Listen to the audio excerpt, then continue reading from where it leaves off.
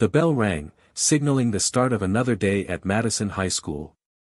The usual clamor filled the air as students rushed to their seats, chattering about their plans for the weekend, the latest gossip, and the upcoming test in Mrs. Anderson's advanced English class.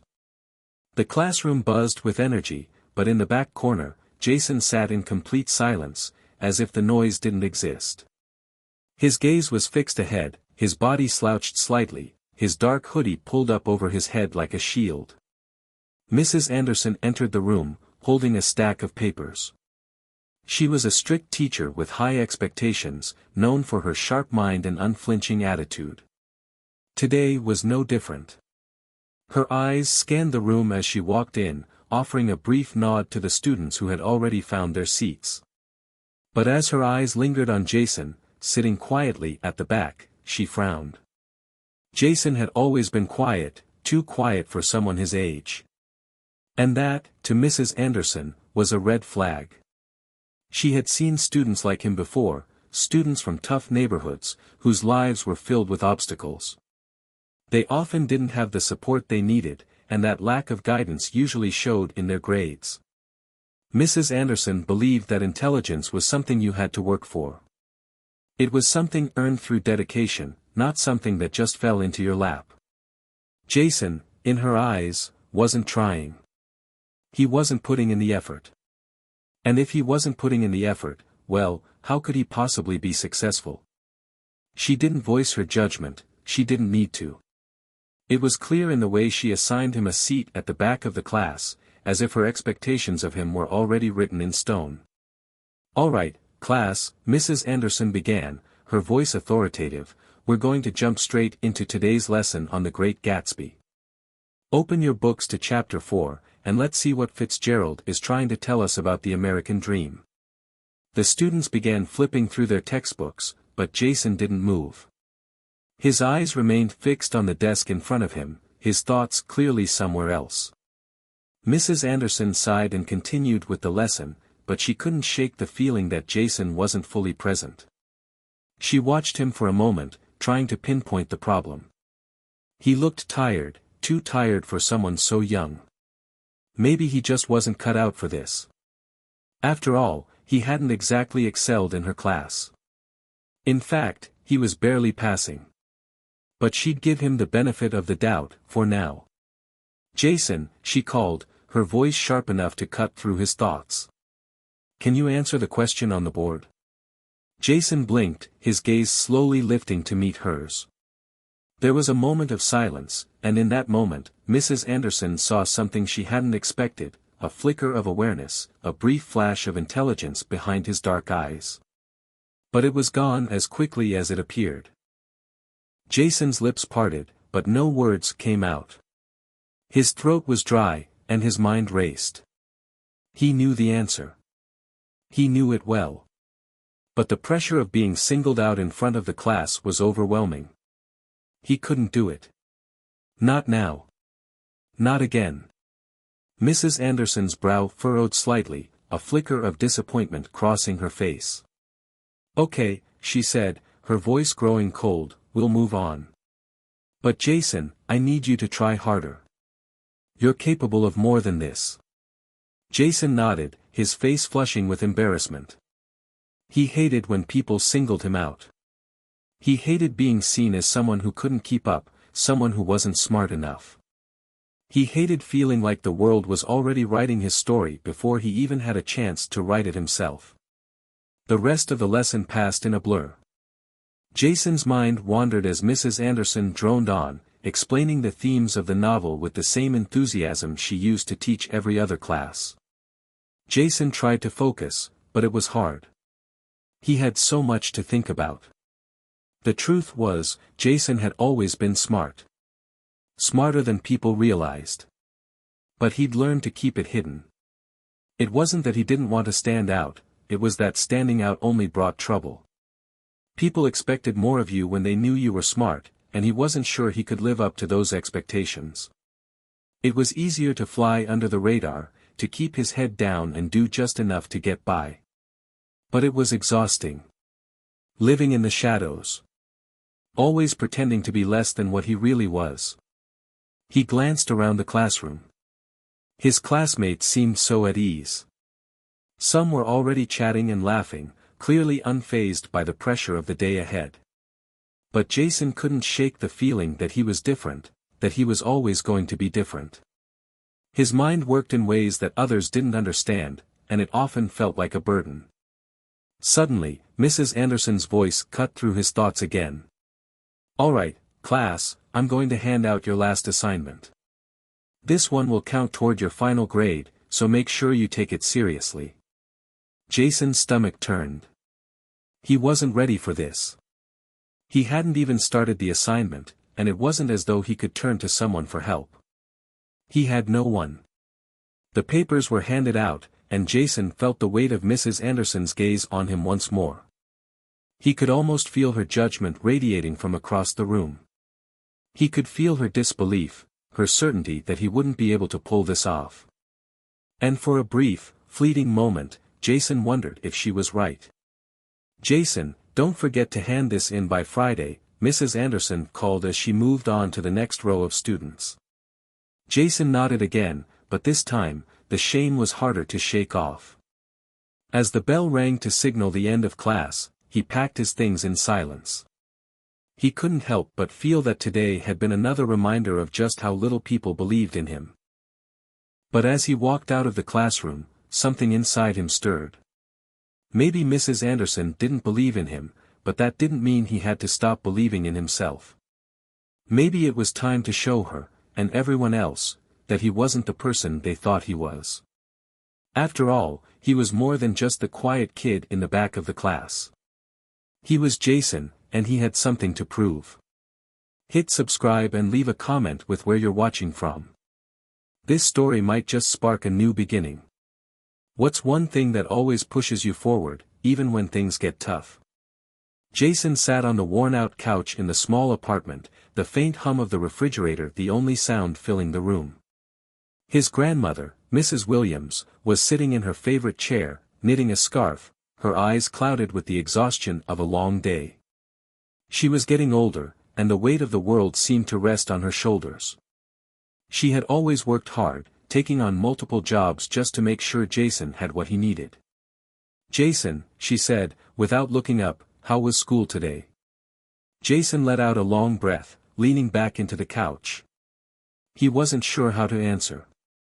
Mrs. Williams always asked about his day, but he hated the pity he could hear in her voice sometimes. She knew the struggle, she had lived it. Raised in a neighborhood where opportunities were few and far between, she had seen what it meant to have to fight for everything. She never expected much, but she always pushed him to do his best. "It was all right, Grandma," Jason muttered, not wanting to go into the details. But Mrs. Williams wasn't fooled. She put down her knitting and gave him a knowing look. "Is that all you're going to tell me?" Jason hesitated for a moment before finally speaking. "Mrs. Anderson doesn't think I'm trying. She doesn't believe in me." His voice cracked slightly as he spoke, and he quickly looked away, afraid his grandmother would see the hurt in his eyes. He hated how much it bothered him. He had learned to hide his emotions, but it was impossible to ignore the sting of being underestimated, of being judged by someone who didn't know him at all. His grandmother didn't say anything for a moment. Instead, she set her knitting aside and slowly stood up, making her way over to where Jason sat. Her steps were slower now, but there was still a strength in her that Jason admired. "Jason, listen to me," she said gently, sitting beside him on the couch. "People like her," she nodded toward the school, "they don't always see what's inside of you. They look at the outside, your skin, your clothes, where you're from, and they make their judgment. But I've raised you to know one thing above all: your worth is not defined by what they see, but by what you carry in here." She tapped his chest gently. "Your mind, your heart, that's where your strength comes from. Never let anyone take that away from you." Jason glanced at his grandmother, her worn face filled with the kind of wisdom only someone who had lived through hardships could possess. She had always been there for him, even when the world seemed like it was trying to push them both down. "I know, Grandma," Jason whispered, his voice thick with emotion. It's hard. I feel like no matter what I do, no one believes I can do it. Mrs. Williams smiled softly and placed a hand on his shoulder. That's why you have to believe in yourself, Jason. People will always doubt you. They'll always try to make you feel small, like you don't matter. But I know you're capable of greatness. I've seen it in you since you were a little boy. You just have to show the world what I already know. Jason nodded slowly, the weight of her words sinking in. For a brief moment, he allowed himself to imagine what it would be like to actually believe in himself, to stop hiding from the expectations and to face them head-on. But then the reality of his situation hit him like a cold wave. He wasn't like the other kids at school. His background was different.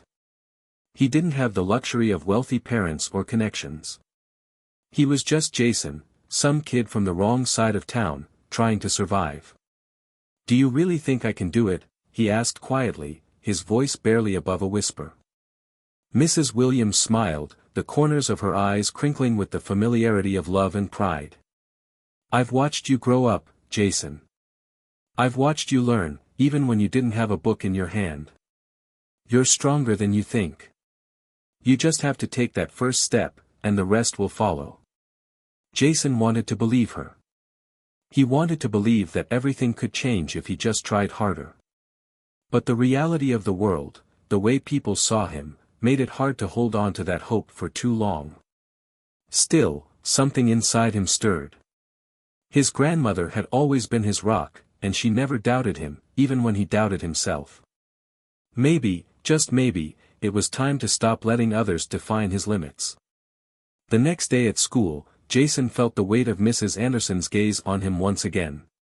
He sat at the back of the classroom, trying his best to appear invisible, but he could feel her watching him. She was always watching, always waiting for him to mess up. It wasn't that he didn't understand the lessons. He did. Jason had always been quick with words, sharp with numbers, and able to make connections that no one else could see. But what good was it if no one cared to see it? All right, class, Mrs. Anderson called out, her voice brisk and businesslike, we're going to start working on a new project today.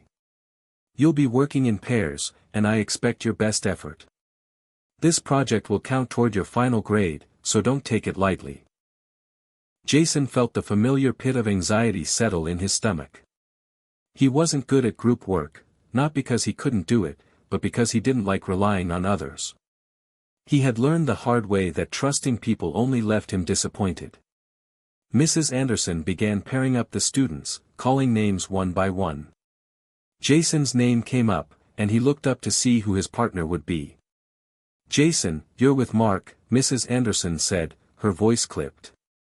She barely looked at him as she handed out the instructions. Mark was one of the more popular kids in class, outgoing, confident, and always surrounded by a group of friends. He flashed Jason a quick grin, though it didn't quite reach his eyes. Jason nodded, trying to hide his unease. Mark was the type of kid who made Jason feel even more invisible than usual. They didn't have anything in common, and Jason was pretty sure Mark didn't care to get to know him. As they gathered their materials and began brainstorming, Jason couldn't help but notice the way Mark barely glanced at him, barely acknowledged his ideas. Mark was the type to take charge, to push others aside in favor of his own ideas. Jason knew that if he didn't speak up, Mark would take over the project without a second thought. But something inside Jason clicked. He was tired of being invisible. Tired of being dismissed. Mark, he said, his voice firmer than he expected, I have some ideas. I think we should try something different. Mark raised an eyebrow, a smirk tugging at his lips. Oh, really? What do you have in mind, genius? Jason took a deep breath, ignoring the mocking tone. This time, he wasn't going to let anyone push him aside. He was ready to show Mark, and everyone else, that he had something to contribute. Jason felt the weight of his words settle in the air between him and Mark. For a moment, the classroom seemed to fall silent, as if everyone was waiting for the inevitable fallout.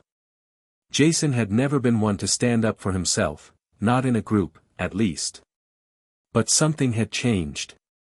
Maybe it was his grandmother's encouragement, or maybe it was the quiet determination that had been building up inside him for years. He wasn't going to let Mark, or anyone else, dismiss him anymore. Mark leaned back in his chair, giving Jason a sideways glance. "All right, then. Let's hear it." His tone wasn't exactly welcoming, but Jason could tell that he was intrigued. Maybe it was the quiet confidence that had slipped into Jason's voice, or maybe it was just because Mark wasn't used to anyone challenging him. Jason took a deep breath, trying to gather his thoughts. This was his chance to prove that he could do this, he could make an impact. He wasn't just some quiet kid in the back of the room anymore. "We're doing a presentation on the American dream, right?" Jason started, his voice steady. "Well, what if we looked at it through the lens of inequality? What if we focused on how the dream isn't really accessible to everyone, especially people in neighborhoods like mine? We could show how the system is set up in a way that keeps people like us from reaching that ideal, no matter how hard we try." Mark raised an eyebrow, clearly not expecting this. I like that. But how are we going to make it stand out? Everyone's going to talk about inequality. We need something different." Jason's mind raced. He wasn't done yet. He knew Mark wasn't easy to impress, but he also knew that his idea was solid. "We could tie it in with current events," Jason continued, the words flowing more easily now. "We could talk about how the lack of access to education, healthcare, and opportunities continues to perpetuate the cycle of poverty. Maybe even bring in some real-world examples, like the gap between the rich and the poor in big cities. We could contrast the American dream with the reality of people who can't get ahead because of the system. And we could use visual aids, charts, graphs, and videos, to really drive the point home." Mark's expression shifted. He wasn't smirking anymore. His eyes were narrowing, clearly evaluating Jason's idea. "You know, that's not bad. You actually have some pretty good points." Jason let out a breath he didn't realize he had been holding. "Thanks. And I think we can make it personal too, like using stories of people who've tried to break through the system but couldn't. It'll give the project more impact." For the first time in the conversation, Mark actually nodded. "All right. Let's do it. We'll make this presentation something people actually remember." Jason felt a sense of relief wash over him, but he was also surprised. Mark had agreed, no pushback, no jokes. Jason didn't know if it was because he actually liked the idea, or because he realized Jason wasn't someone to mess with. Either way, it didn't matter. He had made an impact. He had stood up for himself. As they began to plan their approach, Jason's mind wandered back to the conversation he had with his grandmother. He knew he was capable of this. He had always known, deep down. The problem had never been his intelligence, it had been his fear. Fear of rejection, fear of being seen as different, fear of not being enough. But now, he was starting to believe in himself. And that belief was beginning to change everything. The days that followed were filled with late-night brainstorming sessions. Jason spent hours researching, gathering information on the American dream, inequality, and how various factors contributed to the cycle of poverty. Mark wasn't the best partner when it came to the research part, but he had his strengths. He was a natural at pulling things together into a polished presentation. Jason did the heavy lifting when it came to the content, writing scripts, finding quotes, and even gathering videos for the final presentation. They worked in relative silence, the tension between them slowly melting away. In the process, Jason began to notice something he hadn't expected. Mark was starting to listen to him. He wasn't just going along with whatever Jason suggested. Mark was contributing his own ideas, building off of Jason's. There was a level of respect forming between them, something that Jason hadn't anticipated. By the time the presentation date arrived, Jason felt a mix of nervous excitement. He had never been the center of attention, and standing in front of the class to present was something that always made him want to shrink into the background. But this time was different. He wasn't going to shrink. He wasn't going to hide. He was going to stand tall and show everyone who he really was. On the day of the presentation, Jason stood at the front of the classroom, his heart pounding in his chest. Mark was beside him, adjusting the projector as the rest of the class settled into their seats. Mrs. Anderson sat at her desk, watching them closely. Jason could feel her eyes on him, just like they always were, but today, it didn't bother him. This time, he wasn't the kid sitting in the back. This time, he was the one leading the charge. "Good afternoon, everyone," Mark began, his voice loud and confident. "Today, we're going to talk about the American dream. But not the dream that people think of when they hear that phrase. We're going to talk about the reality of the dream, and how, for many people, it's just that, a dream." Jason took a deep breath, his hands resting on the desk in front of him as he began to speak. "In America, we're told that if you work hard enough, you can achieve anything. But the truth is, the system doesn't work that way for everyone. Inequality, lack of opportunity, and systemic barriers prevent many people from ever reaching that dream. We're going to show you how the American dream is, for some, nothing more than an illusion." Jason felt the words flow easily from his mouth, his nerves slowly fading away as he spoke. He was in control. This was his moment. As the presentation continued, Jason and Mark traded off, sharing the facts and examples they had researched, showing videos and images that illustrated the gap between the rich and the poor, and the challenges faced by those living in underserved communities. They used graphs to show the disparities in education and income, and personal stories to drive home the emotional impact of their message. Jason felt the room shift as his classmates began to pay attention. They weren't just hearing numbers and facts, they were feeling something. When they finished, the class sat in stunned silence for a moment. Jason felt a rush of relief. He had done it. He had stood up, spoken his truth, and made an impact. Mrs. Anderson stood up, her expression unreadable. She didn't immediately praise them, but Jason noticed that she didn't criticize them either. For once, she seemed unsure of what to say. Finally, she spoke, her voice slightly softer than usual. "Well, that was different. You've given me a lot to think about. I'll give you both credit for stepping out of your comfort zones and presenting something meaningful." Jason smiled inwardly. She hadn't said much, but it was the first time he felt like she was actually listening to him, not just judging him. Maybe, just maybe, things were starting to change. The next few days were a blur of new energy and newfound respect. Jason walked into school with a different kind of confidence. It wasn't a cocky, boastful kind of self-assurance, it was quieter, more grounded. He knew that he had done something he was proud of, and that pride was a shield that helped him stand a little taller. Mark had become a different person too. No longer the dismissive classmate who only saw Jason as the quiet kid in the back of the room, he now looked at Jason with a certain level of respect. The teasing smirks had disappeared, replaced by genuine nods and even casual conversation between them during class. "Hey, man," Mark greeted Jason one morning before the bell rang. "That was a solid presentation. Honestly, I didn't think you had it in you to push the whole inequality thing like that. I'm impressed." Jason was a little taken aback. Mark had always been the kind of guy to take the spotlight, to do things his own way. For him to say something like that was unexpected. "Thanks, man," Jason replied, a small smile tugging at his lips. "I guess I just needed the right moment, you know." Mark nodded, leaning back in his chair as the bell rang, signaling the start of class. "Well, don't go getting all humble on me now. You're a natural at this stuff." As Mrs. Anderson walked in and began the lesson, Jason couldn't help but feel a quiet sense of accomplishment.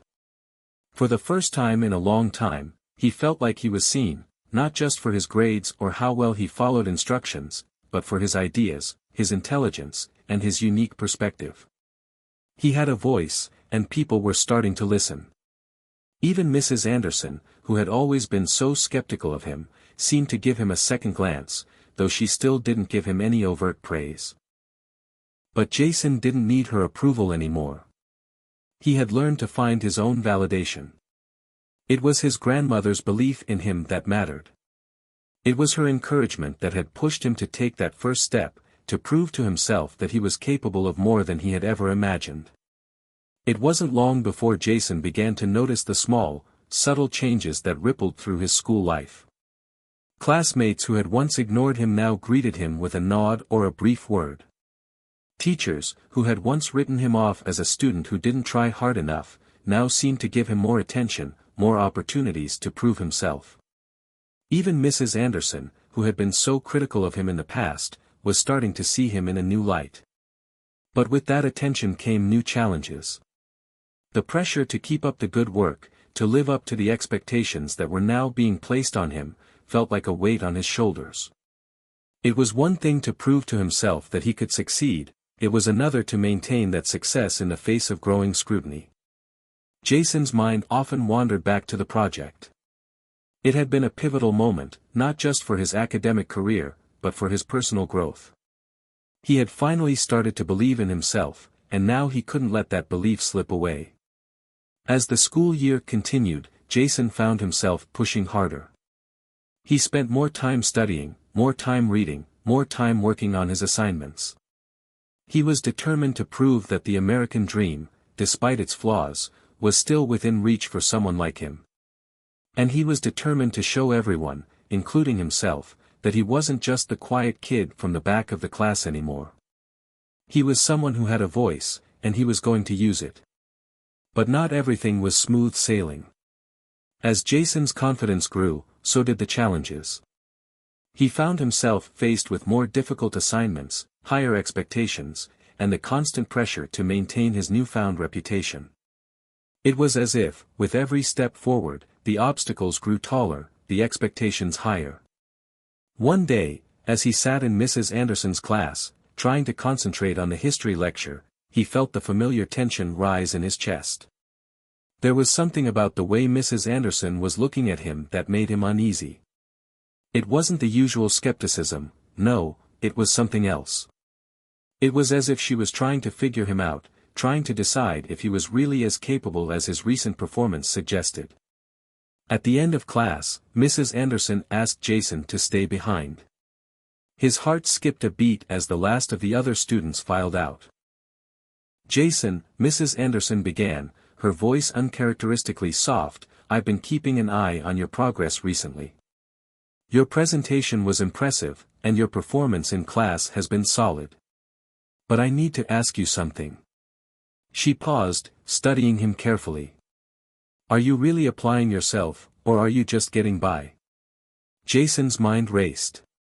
"I'm trying my best, Mrs. Anderson. I really am."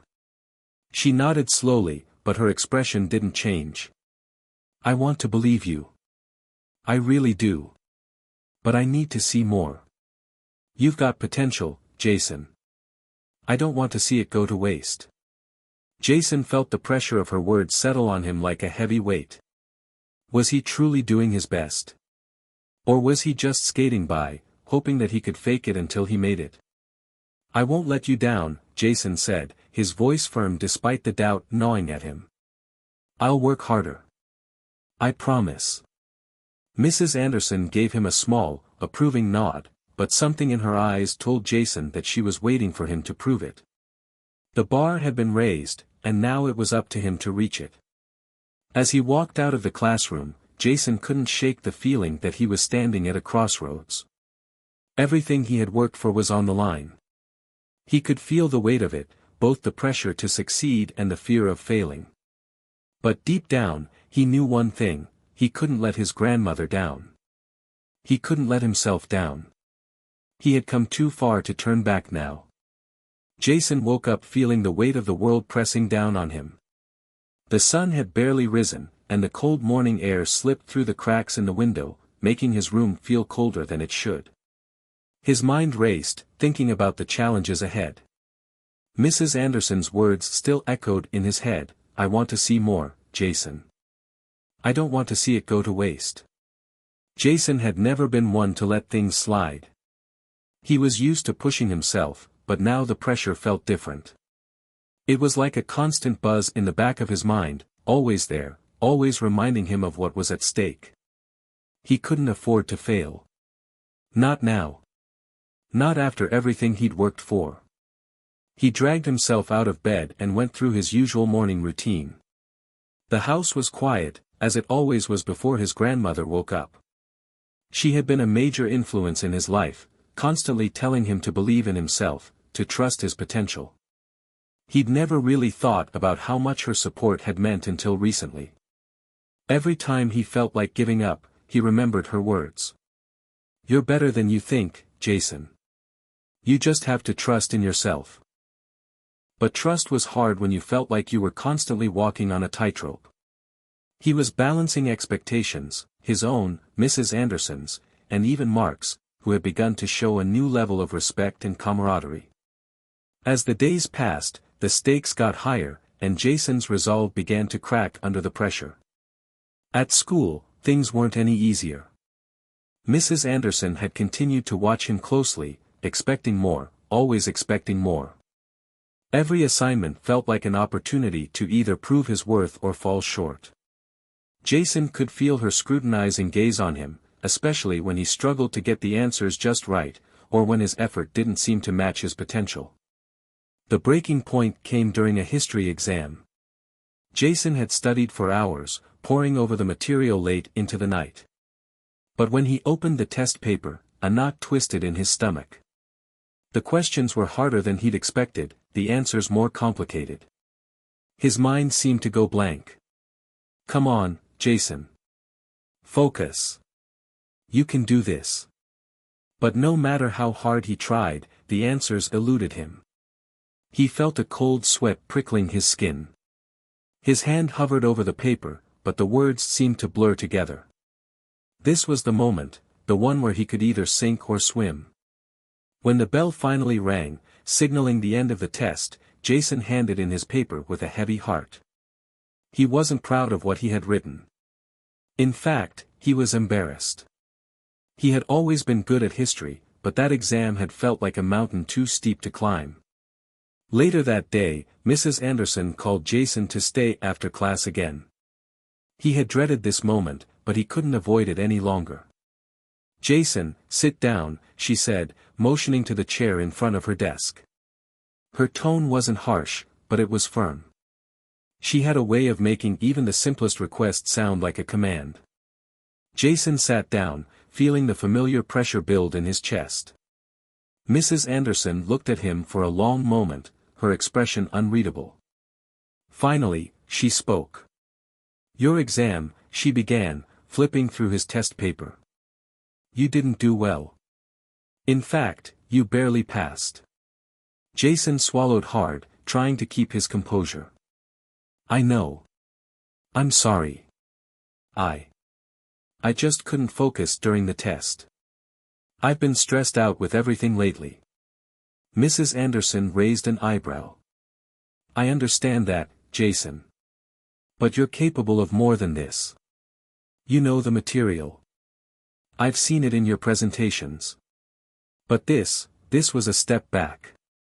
Jason felt his stomach drop. He had disappointed her. Again. "I want you to think about something, Jason," she continued, her voice softening. "Are you truly applying yourself? Or are you just going through the motions?" Jason's eyes flickered to the floor. "I'm trying," he muttered. "I really am. But I feel like I'm always just falling short." Mrs. Anderson sighed, leaning back in her chair. "You're not falling short. You're just not trusting yourself enough. You've got potential, but you need to stop doubting it. And stop letting the pressure get to you. It's not about being perfect, it's about giving it your best shot and learning from what doesn't work." Jason felt a lump in his throat. He wanted to argue, wanted to explain how everything felt so heavy, how the expectations were weighing on him. But he stayed silent. He didn't know how to explain it. "I know it's hard," Mrs. Anderson said quietly, as though reading his mind. "But I also know you're capable of much more. Don't let the pressure crush you. Use it to fuel your fire, not to burn you out." Jason nodded, even though he didn't feel any better. The pressure still felt suffocating. But somewhere deep inside, he knew Mrs. Anderson was right. He had to stop letting fear control him. He had to push forward, no matter how difficult it was. The next few days were filled with self-doubt. Jason couldn't shake the feeling that he had let everyone down. He tried to focus on his work, but the pressure to be perfect kept pulling him back into a spiral of frustration. Every assignment felt like a mountain, every quiz like a test of his worth. He began to question whether he really was as capable as people thought. One afternoon, he found himself sitting in the library, surrounded by books and papers, trying to study for the next test. He felt tired. So tired. The constant cycle of work, study, and pressure was wearing him down. He needed a break, but the fear of falling behind kept him from taking one. Mark found him sitting at a table in the back corner of the library, looking more exhausted than he'd ever seen him. "Hey, man. You okay?" he asked, his tone casual but concerned. Jason looked up, offering a tired smile. "Yeah. Just trying to catch up." Mark sat down across from him, raising an eyebrow. "You've been at this for hours. You need a break, bro, trust me." Jason hesitated. "I can't. I have to do well on this test. I need to prove that I can handle everything." Mark shrugged. "You are handling it. But you can't burn yourself out in the process. Remember what you said the other day? You can do this, you just have to trust yourself. Don't let the pressure make you forget that." Jason looked at him, really looked at him, for the first time in a long while. Mark's words hit home, more than he expected. Maybe he didn't have to do everything alone. Maybe he didn't have to carry the weight of the world on his shoulders. "Thanks, Mark," Jason said quietly. "I guess I needed to hear that." Mark smiled, leaning back in his chair. "Anytime, man." Jason took a deep breath, feeling a bit of the pressure lift. He wasn't alone. And maybe, just maybe, that was the key to making it through all of this. Jason sat in his room late that night, his books scattered across his desk, the dim light of the desk lamp casting long shadows on the walls. His grandmother's old clock ticked steadily in the background, marking the passing of time as he tried, once again, to focus on his work. But it was hard to concentrate. His mind kept drifting back to the words Mark had said earlier. Don't let the pressure make you forget that. Maybe he had been so caught up in the expectations of others that he had forgotten to trust his own instincts. He had become so focused on meeting others' standards that he had lost sight of what really mattered, his own growth, his own progress. He stared at the notebook in front of him, his pen poised in midair. A small part of him still doubted whether he could actually pull this off, whether he could meet the challenge that was now placed in front of him. But another part of him, the part that had come alive in the last few weeks, knew he couldn't back down now. His mind flashed back to the history exam, the test that had nearly broken him. He had struggled, sure, but he had survived it. And wasn't survival part of success? It wasn't about getting everything perfect, it was about rising above the obstacles and continuing to push forward, no matter how many times you stumbled. That's what his grandmother had taught him, never stop trying. Even when it seems impossible. A knock on the door interrupted his thoughts. Jason looked up, startled. His grandmother's familiar voice drifted through the crack in the door. "Jason? You still awake?" "Yeah, Grandma," Jason replied, pushing his books aside and walking over to open the door.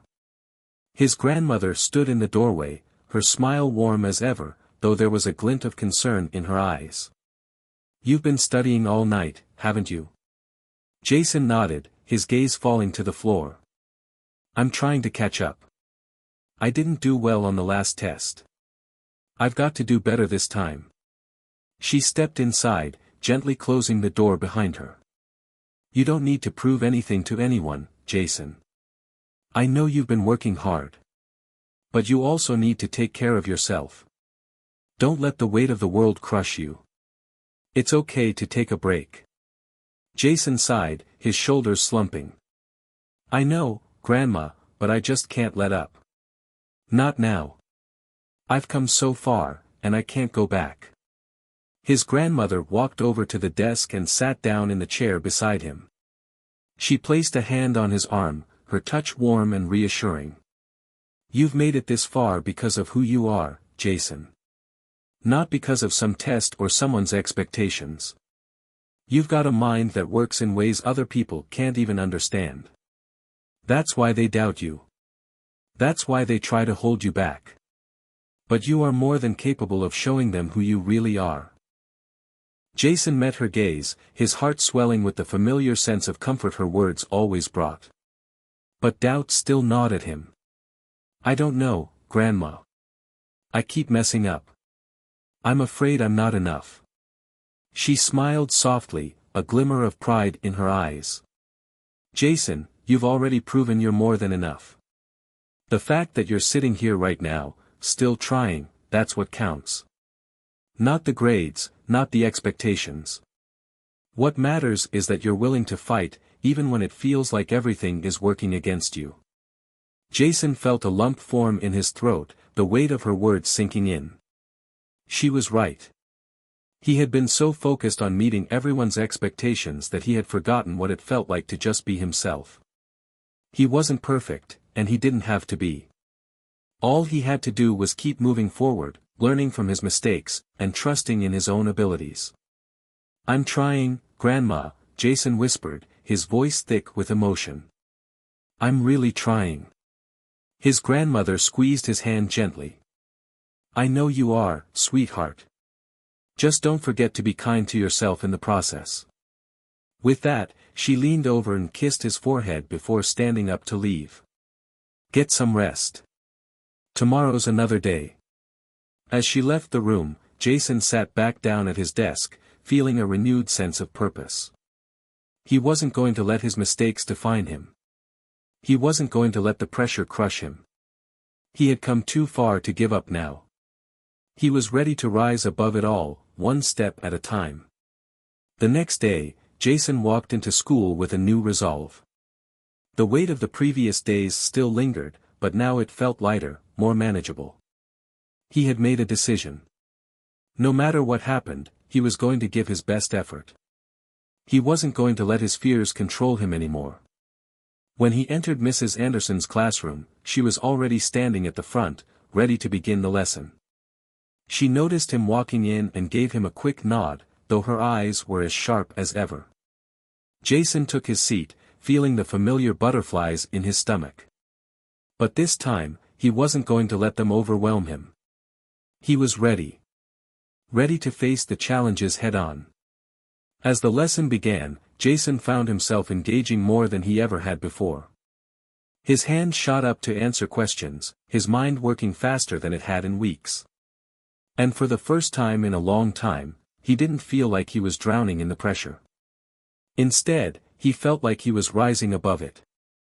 Later that afternoon, Jason sat in the library, his textbook spread out in front of him. The test was coming up, and he needed to be ready. But instead of feeling the familiar dread, he felt calm. For the first time in a while, he wasn't overwhelmed by the mountain of work ahead. He was confident that he could tackle it, one question at a time. As he worked, he realized that he had learned something important: success wasn't about being perfect. It wasn't about meeting everyone's expectations. It was about pushing forward, even when things were tough. It was about trusting in himself and his abilities, no matter what anyone else thought. When the test finally came, Jason felt prepared. He walked into the classroom with his head held high, ready to do his best. And as he sat down to take the exam, he realized something else: he wasn't afraid of failing anymore. Because failure wasn't the end, it was just another step on the journey. Jason walked into the classroom, his palms sweaty but his heart steady. The test papers were already on each desk, stacked neatly, waiting for the students to begin. He could feel his pulse quicken, but he pushed the anxiety aside. He had prepared. He had done the work. No matter what happened, he would face it with confidence. Mrs. Anderson stood at the front of the room, her eyes scanning the students as they found their seats. As always, there was a quiet air of expectation in the room. She didn't speak immediately but simply gestured toward the test papers. Jason took a deep breath, unfolded the test, and glanced at the first question. For a moment, the words on the paper seemed to blur, but then something inside him clicked. His mind, which had been so clouded with doubt before, suddenly felt clear. His eyes scanned the room, and he realized he wasn't alone in this battle. There were others around him, each facing their own challenges, but everyone was pushing through. Everyone had their own struggles, but this moment, this test, was just another hurdle. He could do it. He would do it. As the test continued, Jason felt himself moving through the questions more smoothly than he had expected. Each answer seemed to come to him more naturally, like the pieces of a puzzle falling into place. For the first time in weeks, he was completely in the zone. No distractions, no doubts. Just focus and determination. When the bell rang to signal the end of the exam, Jason felt a sense of calm wash over him. He had done his best, and for the first time in a long while, that felt enough. As he handed his paper to Mrs. Anderson, he met her gaze, and she gave him a nod. It was a small gesture, but it spoke volumes. He didn't need her approval to know that he had fought through this battle. The next day, Mrs. Anderson called the class together to go over the results. The room was filled with the usual hum of nervous chatter, but Jason couldn't help but feel a sense of anticipation. He had given his best effort, now all he could do was wait. When Mrs. Anderson began distributing the graded tests, Jason's heart raced. He couldn't help but feel anxious as she passed each paper out, one by one. He tried to focus on his breathing, but it was difficult to ignore the rising tension in the room. Finally, Mrs. Anderson reached his desk. She placed his test in front of him, and he hesitated before looking down. He braced himself, expecting the worst. He had been so sure of his abilities, but the fear of failure still clung to him. Jason looked at the paper, his eyes scanning the score at the top. And then, something unexpected happened, he had aced the test. The realization hit him like a wave. He had done it. He had overcome the doubts, the pressure, and the self-imposed barriers. He had faced his fears and emerged victorious. Jason could hardly believe it. His mind raced, trying to process the moment. He looked up at Mrs. Anderson, who was watching him intently, her expression neutral, but her eyes betrayed a hint of approval. "Well done, Jason," she said quietly, but her voice carried weight. "I knew you had it in you." Jason felt his chest swell with pride. It wasn't just the grade that mattered, it was the journey. The struggle, the perseverance, the growth. He had finally proven to himself that he was capable. And that was more than any test score could ever represent. The rest of the day passed in a blur. Jason couldn't stop thinking about the test result. As he walked home, he found himself reflecting on everything that had led to this moment. The pressure, the self-doubt, the fear of failure, it had all been real. But so was his ability to rise above it. As he stepped through the front door, his grandmother was sitting in the living room, reading as usual. When she looked up, Jason's face must have been impossible to read because she immediately put down the book. "How was the test, Jason?" she asked, her eyes soft with concern. Jason grinned, feeling a sense of relief wash over him. "I did it, Grandma. I passed. I actually aced it." His grandmother's eyes lit up, and she stood up to give him a warm hug. "I knew you could do it. I've always known." Jason hugged her back, the weight of the world that had been on his shoulders slowly lifting. I didn't believe it at first. But I guess I just had to believe in myself. His grandmother pulled back, smiling up at him. You've always had that potential. I'm proud of you, Jason. You've come so far. Jason looked down at her, his heart swelling with gratitude. It felt like a weight had been lifted. For the first time in a long while, he was proud of himself, not for a grade, but for the growth he had experienced. The ability to face his fears, to push through the doubts, and to believe in his own strength, it was a victory that went beyond a simple test score. The next day at school, the news of Jason's success spread quickly. His classmates, some of whom had barely noticed him before, began to take notice. Mark was the first to approach him. Hey, man. I heard about the test. That's awesome. I knew you could do it, Mark said, slapping him on the back with a grin. Jason smiled, feeling a sense of camaraderie with his friend that he hadn't felt before. Thanks, Mark. It was hard, but I guess I just needed to trust myself. As the days went on, Jason continued to excel. Not just academically, but emotionally. His growth wasn't just about passing a test. It was about believing in himself, pushing through the obstacles, and understanding that failure wasn't the end, it was a lesson, a stepping stone on the path to something greater. And as he walked down the halls of his school, he knew that no matter what happened next, he had finally found the strength within himself to rise above. To trust his abilities and to push forward, no matter the odds. Jason woke up early the next morning, the sun still low in the sky. He had never been an early riser, but for the first time in weeks, he felt energized, ready to face whatever the day had in store. The weight of doubt that had once clung to him seemed to have dissipated, and now, instead of feeling weighed down by expectations, he felt free. His mind kept returning to the test, to the moment when he had seen that grade at the top of the paper. He had done it. He had proven to himself that he wasn't just a kid who struggled, a kid who was underestimated. No, Jason had shown that he was capable of so much more than anyone had given him credit for. As he ate breakfast, his grandmother sat across from him, sipping her coffee. Her eyes twinkled with pride, though she said nothing. It was the kind of pride that didn't need words. Jason felt it without her having to say anything. You ready for school today? She asked, breaking the silence. Jason nodded, pushing the last bite of his toast into his mouth.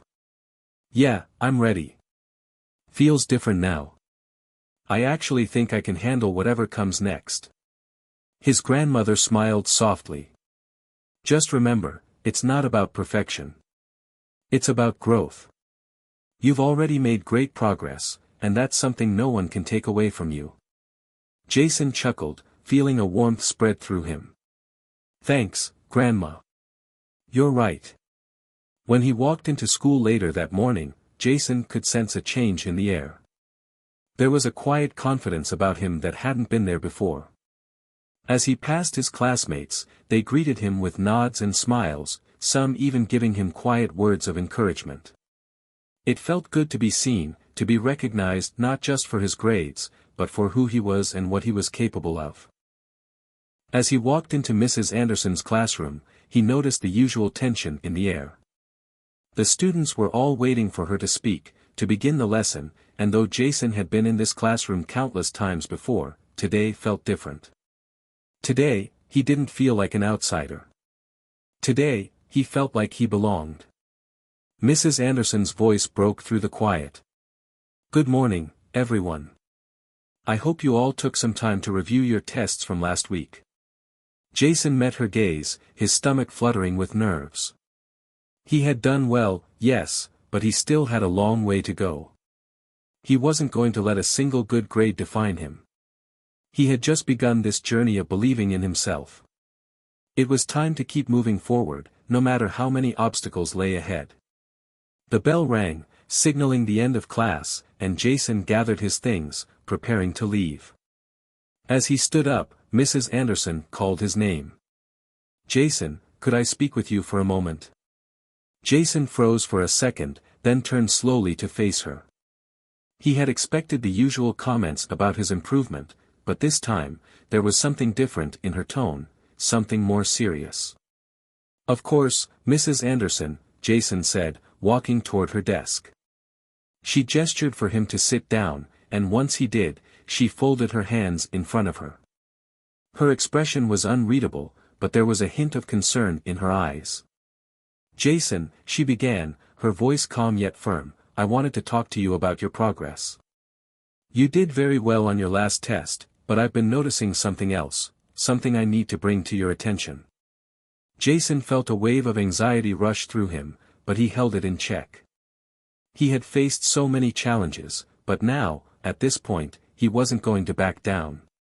Whatever it was, he could handle it. "You've got great potential, Jason," Mrs. Anderson continued. "But I feel that you're not fully tapping into it yet. I think you've been holding back. You're capable of so much more, and I want to see you push yourself even further." Jason blinked, surprised by her words.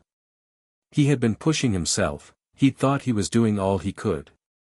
But now that she mentioned it, maybe there was truth in what she said. Maybe he had been holding back, unsure if he was truly ready for the challenge. "You've got a brilliant mind, Jason. But you're going to need to be more than just good at the work. You need to start taking risks. You need to start showing us who you really are, because I know there's more to you than you've been letting us see," she said, her voice softer now, as if she was offering him a hand. Jason felt a rush of emotions, but one thing was clear, this wasn't just about academics anymore. Mrs. Anderson was challenging him to step into his full potential, not just in the classroom, but in every part of his life. "I'll do my best," Jason said, feeling the weight of her words. "I won't hold back anymore." Mrs. Anderson smiled slightly, her stern demeanor softening. "Good. I'm looking forward to seeing you rise to the occasion, Jason."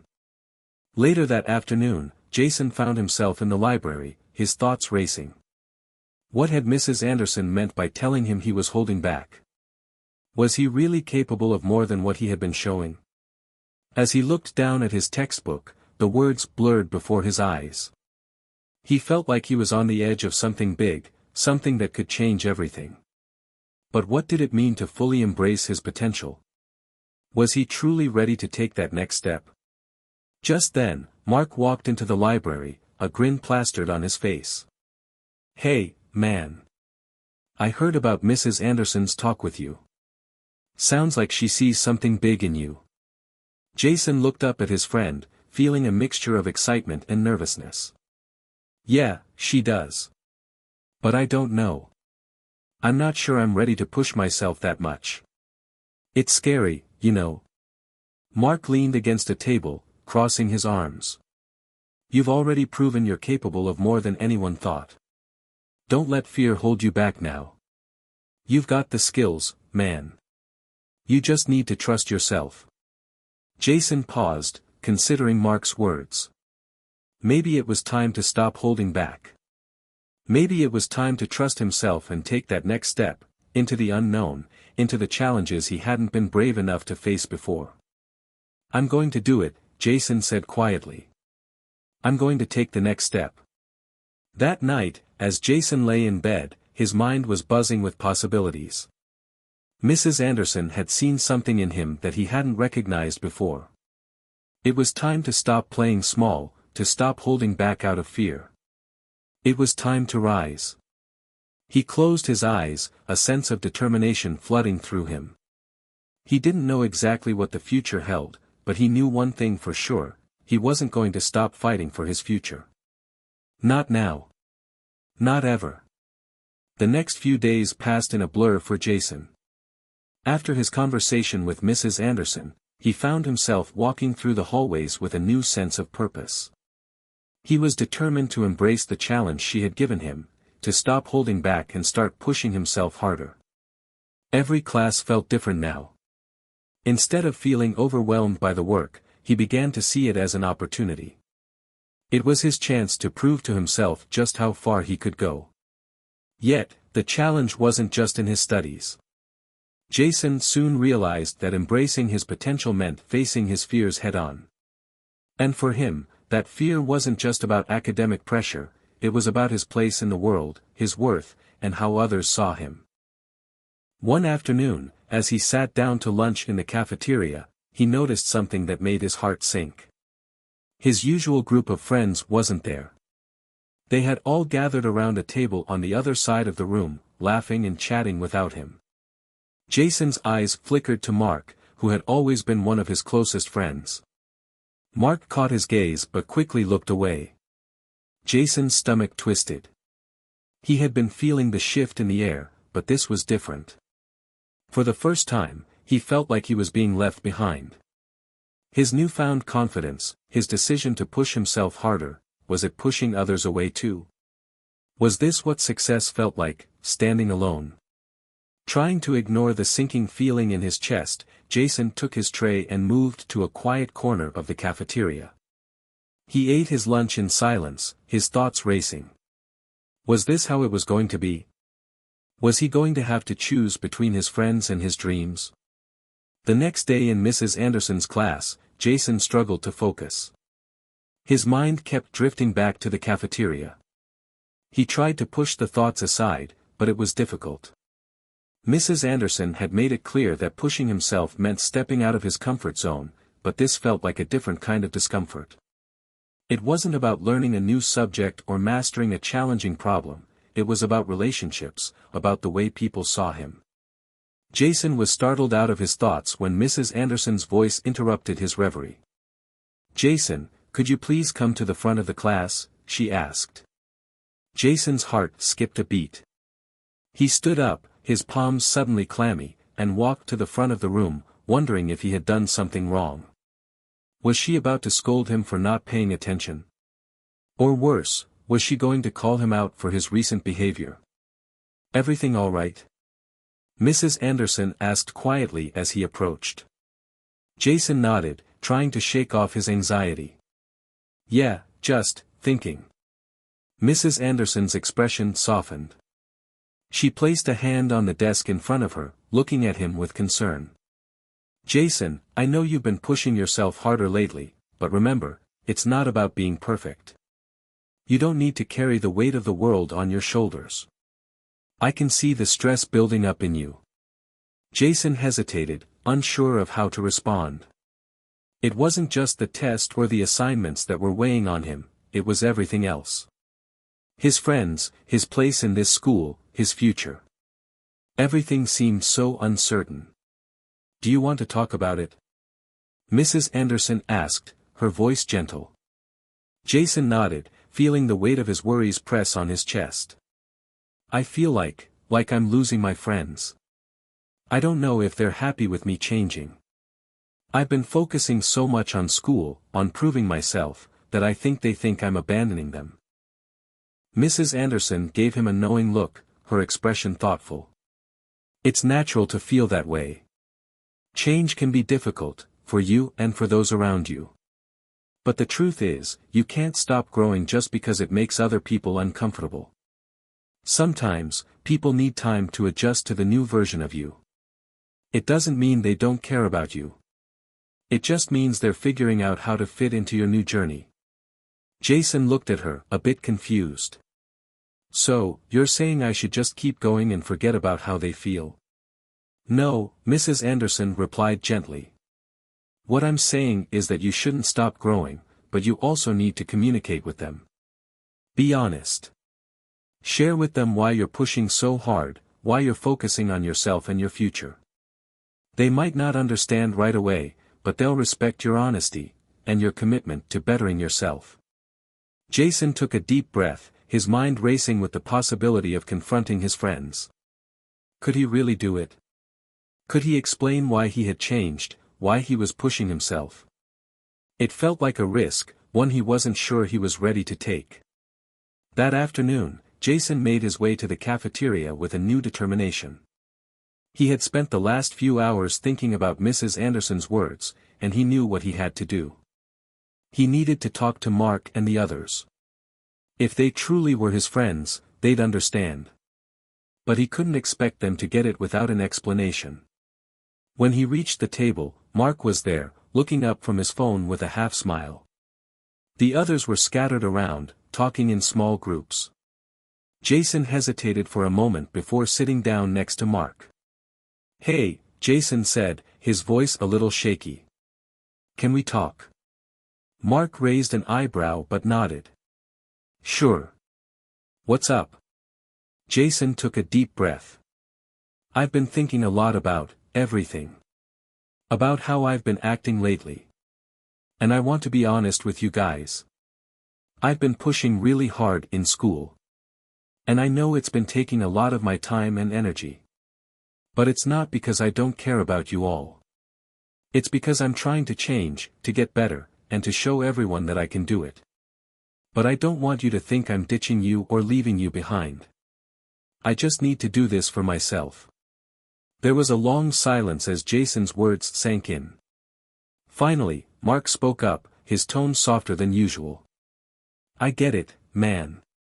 Honestly, we've all been kind of unsure of where we fit in with you lately. You've been acting different, and we didn't know what to make of it. But now that you're telling us, I can see what you're trying to do. We're still your friends, Jason.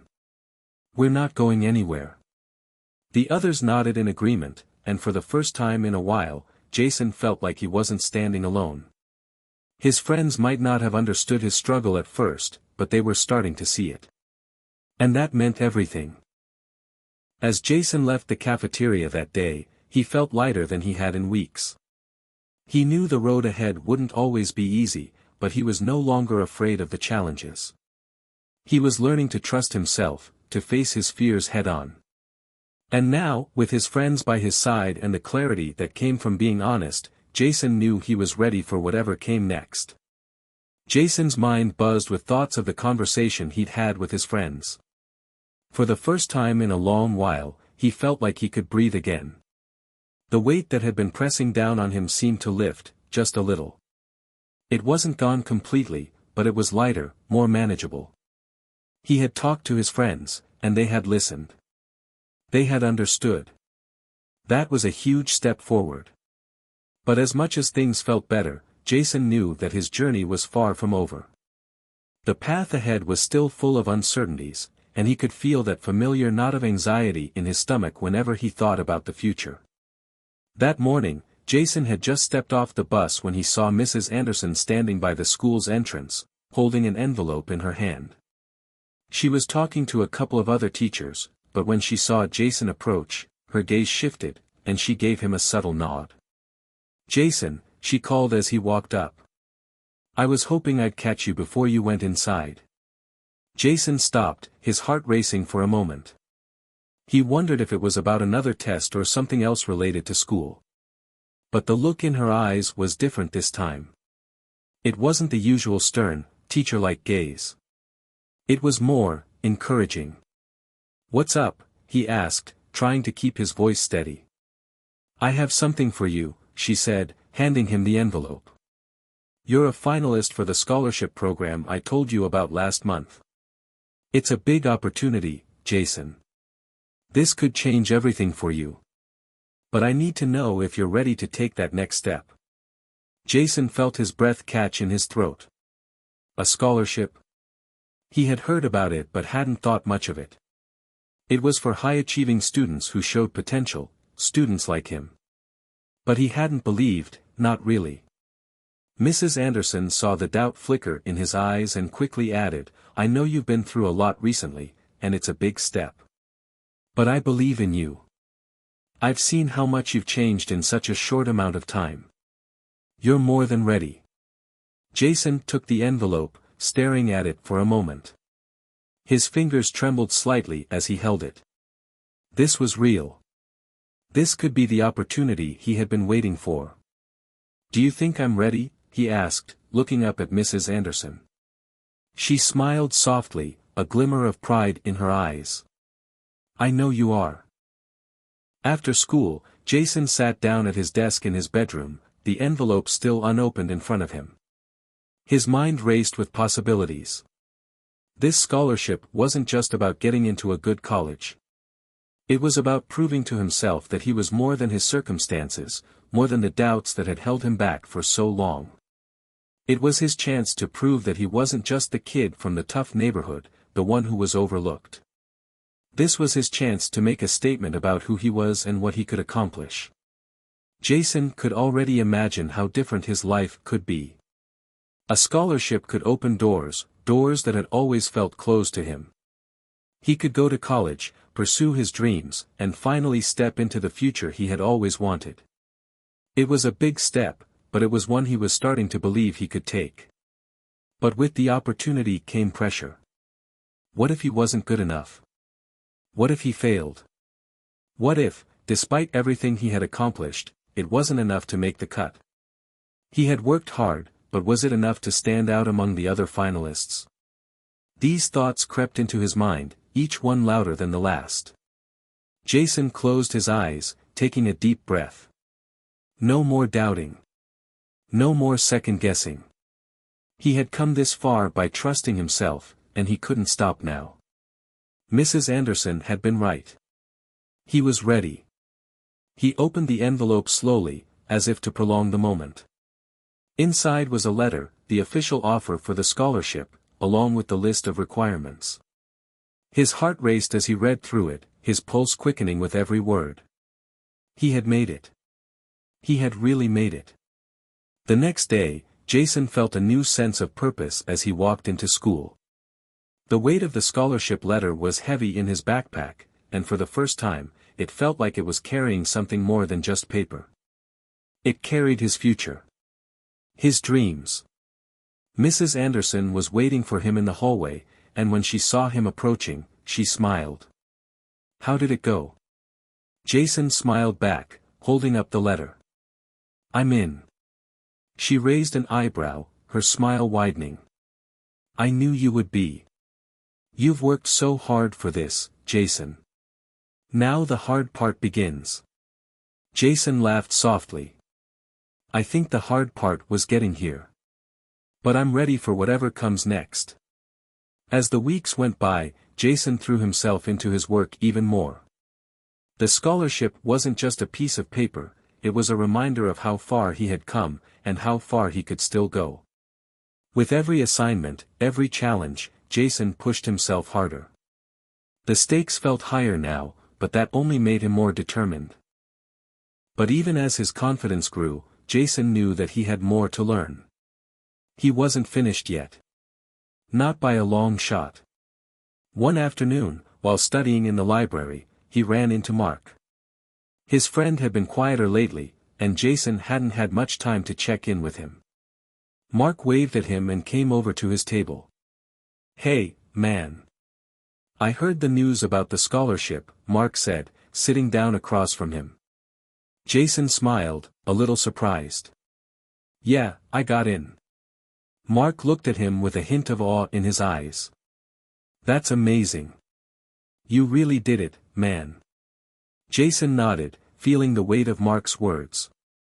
I'm just getting started. Mark raised an eyebrow. You're not going to forget us when you make it big, right? Jason chuckled, shaking his head. Of course not. You guys are my family. This is just the beginning. We're in this together. Mark smiled, and for the first time in a while, Jason felt like everything was falling into place. He was on the right path. And this time, he knew he wouldn't be walking it alone. Hit subscribe and leave a comment with where you're watching from. This story might just spark a new beginning.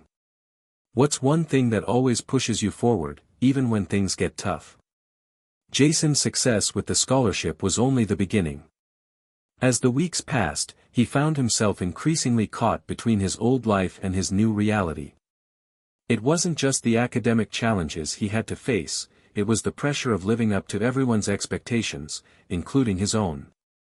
And despite the fact that he had earned the scholarship, he couldn't shake the feeling that he was standing on the edge of something much bigger than he had ever anticipated. The pressure was mounting as the final exam week approached. Jason found himself staying up late into the night, buried in books, his mind racing as he tried to prepare for his tests. The constant feeling of needing to prove himself weighed on him, especially now that he had the scholarship to think about. He couldn't afford to fail. Not now. Mrs. Anderson had noticed his growing stress and called him in for a quick check-in after school one day. Her office was small, filled with stacks of papers and the comforting scent of coffee. Jason sat down across from her, trying to calm his nerves. "How's it going, Jason?" she asked, her tone kind but firm. Jason ran a hand through his hair, sighing. It's a lot. I feel like I can't keep up with everything. Between the scholarship, the exams, my friends, everything's just piling up." Mrs. Anderson nodded sympathetically. "I understand. But let me ask you something. What's the one thing that keeps you going? When everything gets overwhelming, what's the one thing you remind yourself of?" Jason sat back in his chair, thinking for a moment. It was hard to pinpoint just one thing. But then it came to him. "My future," he said quietly. "I know this is my chance to change everything. I don't want to let it slip through my fingers." Mrs. Anderson smiled, her eyes glimmering with pride. "That's exactly right. But remember, it's okay to take a step back sometimes. You don't have to do it all at once. Just take it one step at a time. You're stronger than you think, Jason." Jason nodded, feeling a bit lighter. "Thanks, Mrs. Anderson. I needed to hear that." Despite the encouragement from Mrs. Anderson, the pressure never really let up. Jason found himself lying awake at night, his thoughts swirling in an endless cycle of self-doubt. What if he didn't make it through the exams? What if the scholarship wasn't enough to overcome all the obstacles in his way? The week of exams arrived, and Jason felt more unprepared than ever. He had put in the hours, studied until his eyes felt like they were going to bleed, but the anxiety gnawed at him. Walking into his first exam, he tried to steady his nerves, but his heart was racing. He sat down at his desk, his hands trembling slightly as he picked up the pencil.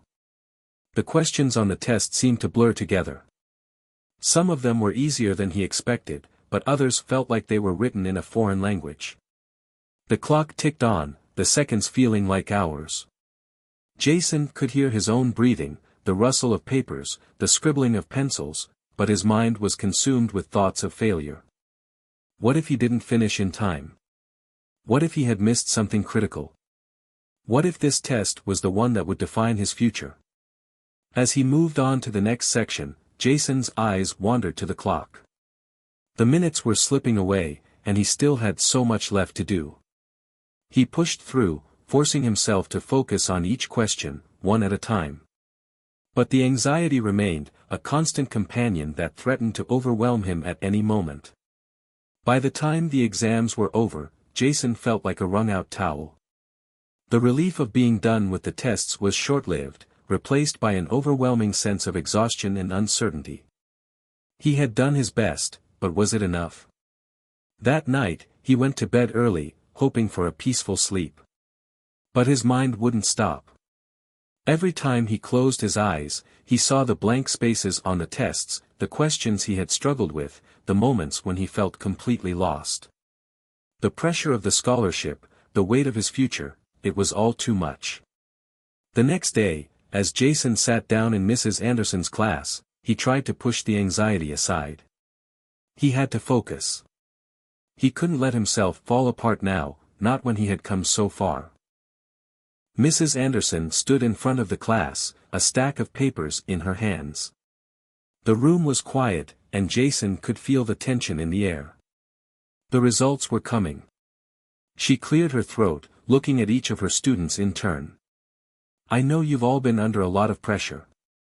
But I want to remind you that these tests are just one part of the journey.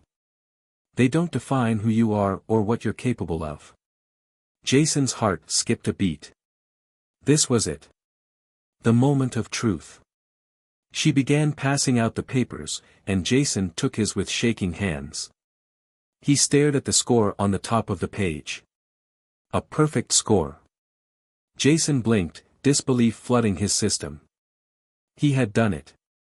He had actually done it. All the hours of studying, the late nights, the doubts, it had paid off. He had made it. For a long moment, Jason couldn't speak. His heart raced as the weight of his achievement sank in. It wasn't just about the grades. It was about the journey, about the growth, about the person he had become. Mrs. Anderson saw the look on his face and gave him a knowing smile. "Congratulations, Jason. You earned it." Jason couldn't help the smile that spread across his face. This was just the beginning. He was more than ready for whatever came next. That afternoon, as he walked home, Jason's thoughts were filled with a mix of pride and disbelief. He had done it. The pressure, the anxiety, the doubts, they were all part of the journey. And he had come out stronger on the other side. He had proven to himself that he was capable of more than he had ever imagined. But more than that, he had learned something invaluable. Success wasn't just about the grades or the scholarships. It was about perseverance, about pushing through the toughest moments, and about believing in yourself when everything seemed impossible. Jason looked up at the sky, feeling a sense of peace that he hadn't felt in a long time. No matter what happened next, he knew one thing for sure: he was ready for it. The days after the exams passed in a blur. Jason's success on the tests had been a turning point, a confirmation that his hard work and dedication were paying off. His confidence was at an all-time high, and he felt like he could take on anything that came his way. But just as he was beginning to feel like everything was falling into place, life had a way of throwing him another curveball. It all started when Jason was called to the principal's office one afternoon. He had been sitting in Mrs. Anderson's classroom after school, reviewing his notes, when he got the call to go down to Principal Meyer's office. His stomach twisted with nerves. He had no idea what it was about, but the sense of foreboding settled over him like a heavy cloud. Jason took a deep breath and walked through the hallways toward the office, the sound of his footsteps echoing against the quiet walls. He had been in Principal Meyer's office only a handful of times, mostly for minor issues, but today felt different. His heart raced as he approached the door and knocked gently. "Come in," Principal Meyer's voice came from the other side. Jason opened the door and stepped inside. The principal's office was spacious and neat, with certificates framed on the walls and books neatly stacked on the shelves. Principal Myers, a middle-aged man with salt and pepper hair, was sitting behind his desk. He looked up as Jason entered, offering a small but warm smile. "Jason, come in. Have a seat," the principal said, motioning to the chair in front of his desk. Jason sat down, his nerves making it hard to focus. "What's this about, Mr. Myers?" The principal leaned back in his chair, his expression turning serious. "I wanted to talk to you about something important. You've been doing well lately, and I've heard nothing but good things from your teachers. However, there's been an issue that's come to our attention, and it's something we need to address." Jason's stomach dropped. "What issue?" Principal Myers hesitated for a moment before continuing. "There have been concerns raised about your behavior in the classroom, particularly with how you've been interacting with some of your peers." Jason blinked, confused. "What do you mean? I haven't done anything wrong." "From what we understand, you've had some disagreements with a few students," the principal said carefully.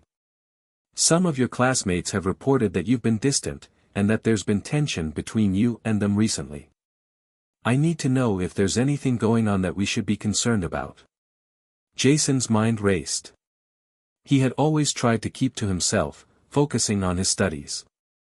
He wasn't the kind of person to get into arguments or drama, so this accusation didn't make sense to him. "I don't know what they're talking about," Jason said, shaking his head. "I've just been focused on school. I don't have time for any of that." Principal Myers nodded, but his expression remained firm. "I understand that, Jason. But I need you to understand that as much as your academic performance is important, so is your ability to work well with others. We need to make sure there's no underlying issue that could affect your progress, both academically and personally." Jason felt a wave of frustration rise in his chest.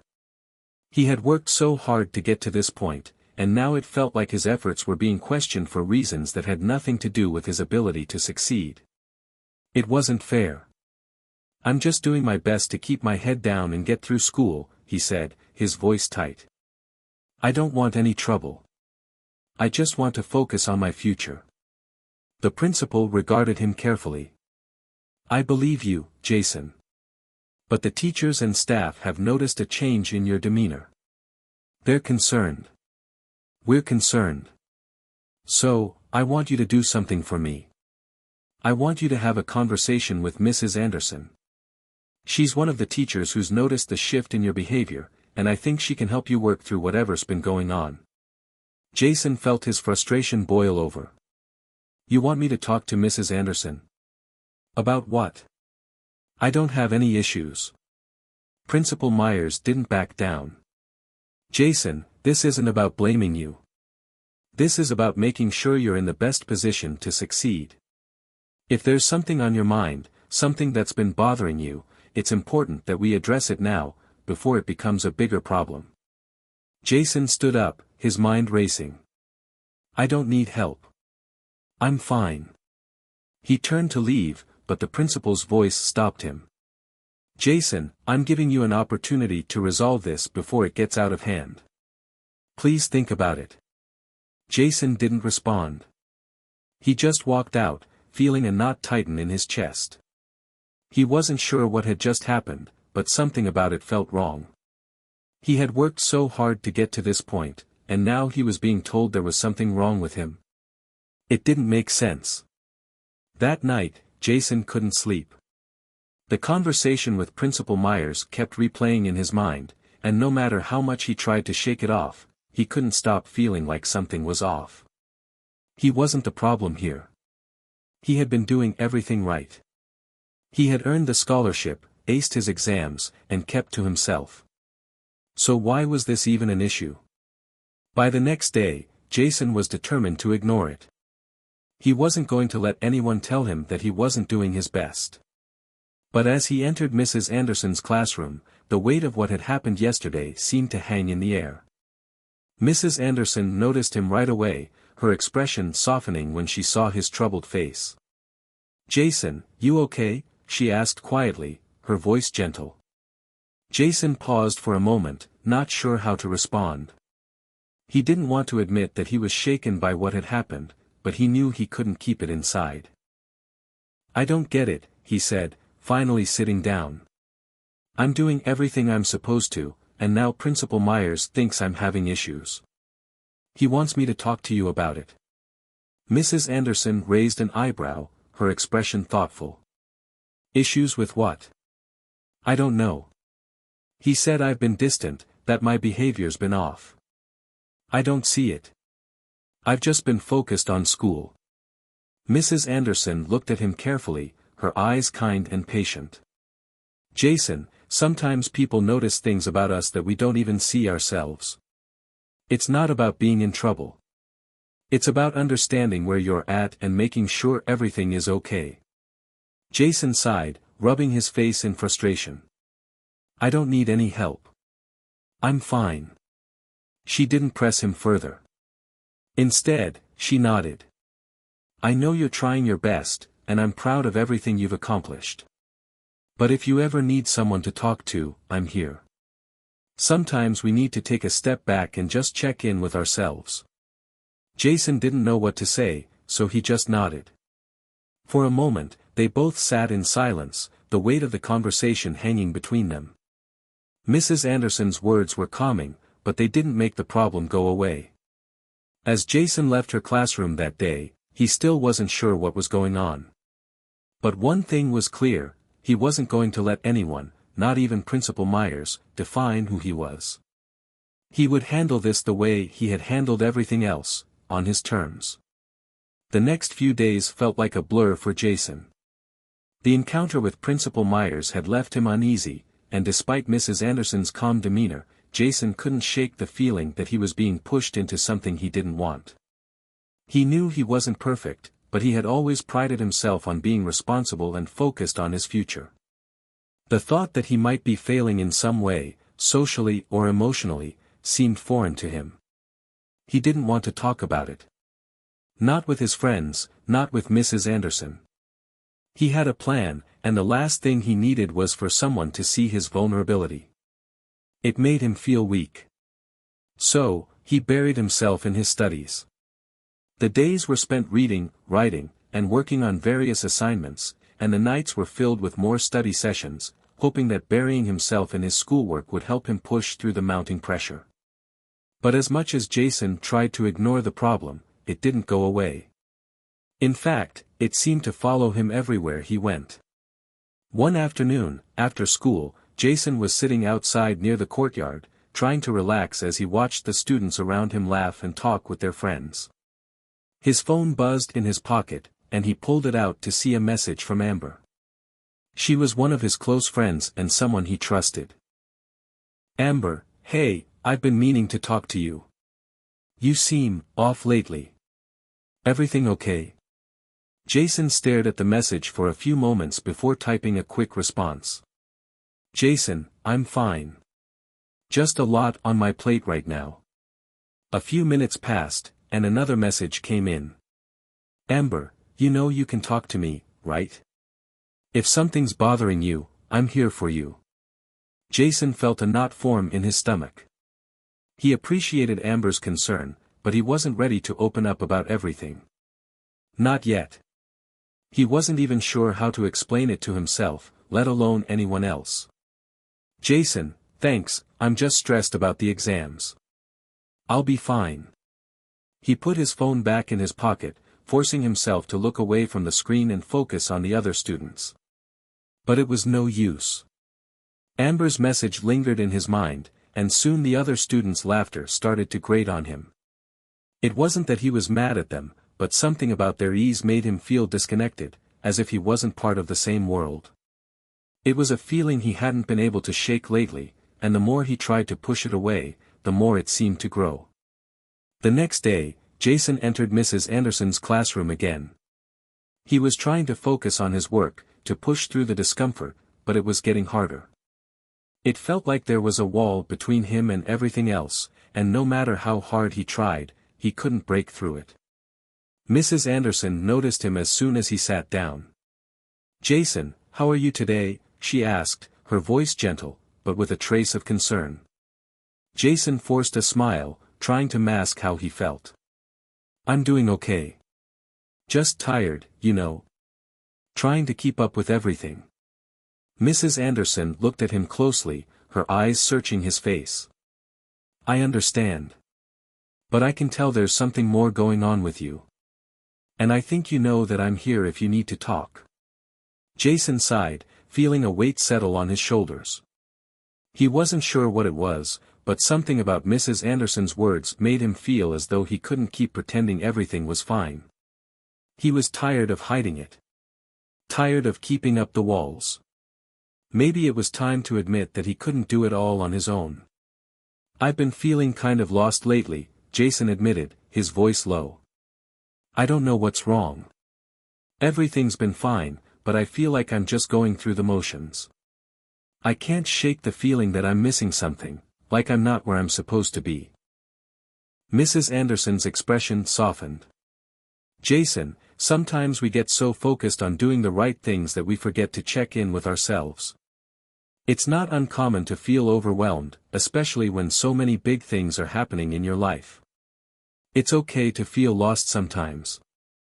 Jason looked at her, unsure of what to say. I don't know if I'm lost. I just feel disconnected from everything. From my friends, from school, from what I'm supposed to be doing. It's like I'm stuck in this place where I don't belong, even though everything's going well. Mrs. Anderson nodded thoughtfully. It sounds like you're dealing with a lot of pressure, Jason. And sometimes, when we're under a lot of pressure, it can feel like everything we've worked for is slipping away, even when it's not. You might be focusing so much on the outcome that you're forgetting to take care of yourself in the process. Jason sat in silence, letting her words sink in. He had been so focused on the scholarship, the exams, and making sure he didn't let anyone down that he had forgotten to check in with his own feelings. He had been so consumed by the idea of success that he hadn't noticed how much it was draining him. But how do I fix it? Jason asked, his voice barely above a whisper. I don't even know where to start. Mrs. Anderson smiled warmly at him. The first step is acknowledging it. You've already done that. Now, it's about being kind to yourself. You don't have to do everything perfectly, Jason. It's okay to take breaks, to let go of the pressure, and to just be. You don't have to have all the answers right now. Jason nodded slowly, absorbing her advice. For the first time in weeks, he felt a small sense of relief, as though the weight on his shoulders had lightened just a little. It wasn't going to be easy to change his mindset, but he knew that he couldn't keep living like this. Something had to give. Later that week, Jason took Mrs. Anderson's advice to heart. Instead of isolating himself and burying himself deeper into his studies, he started to open up more to his friends. Amber, in particular, was supportive and understanding, and their conversations helped him gain some perspective. Jason began to realize that he didn't have to face everything alone, and that it was okay to lean on others when he needed help. He still had moments where the pressure would creep back in, but he was learning to manage it. And for the first time in a long while, Jason felt like he was beginning to find a balance between his ambitions and his well-being. That Friday, Jason sat with his friends at lunch, laughing along with them as they joked about the upcoming weekend. He still felt the weight of his responsibilities, but it wasn't as suffocating anymore. For the first time in a while, he felt like he belonged. Like he was right where he was supposed to be. As the bell rang and the day ended, Jason realized something important. The journey ahead wasn't going to be easy, but it wasn't just about proving his worth. It was about growing, about learning to navigate the challenges and the unexpected moments that came his way. And as he walked home that afternoon, Jason felt the tiniest bit lighter, knowing that he wasn't just fighting for success, he was fighting for himself. It had been a few weeks since Jason had started making changes in his life. With the support of Mrs. Anderson and his friends, especially Amber, he had started to feel like he was slowly regaining control. Though he still felt the pressure to succeed, he had found a balance that allowed him to maintain his mental well-being. School was still a lot of work, but now he was able to take it in stride, and he was no longer drowning in it. However, just as things seemed to be getting back on track, Jason received an unexpected challenge. It all started when Mrs. Anderson approached him after class one Friday afternoon. She had been speaking to the class about a new project, one that required students to work in teams, but she had pulled Jason aside for a moment.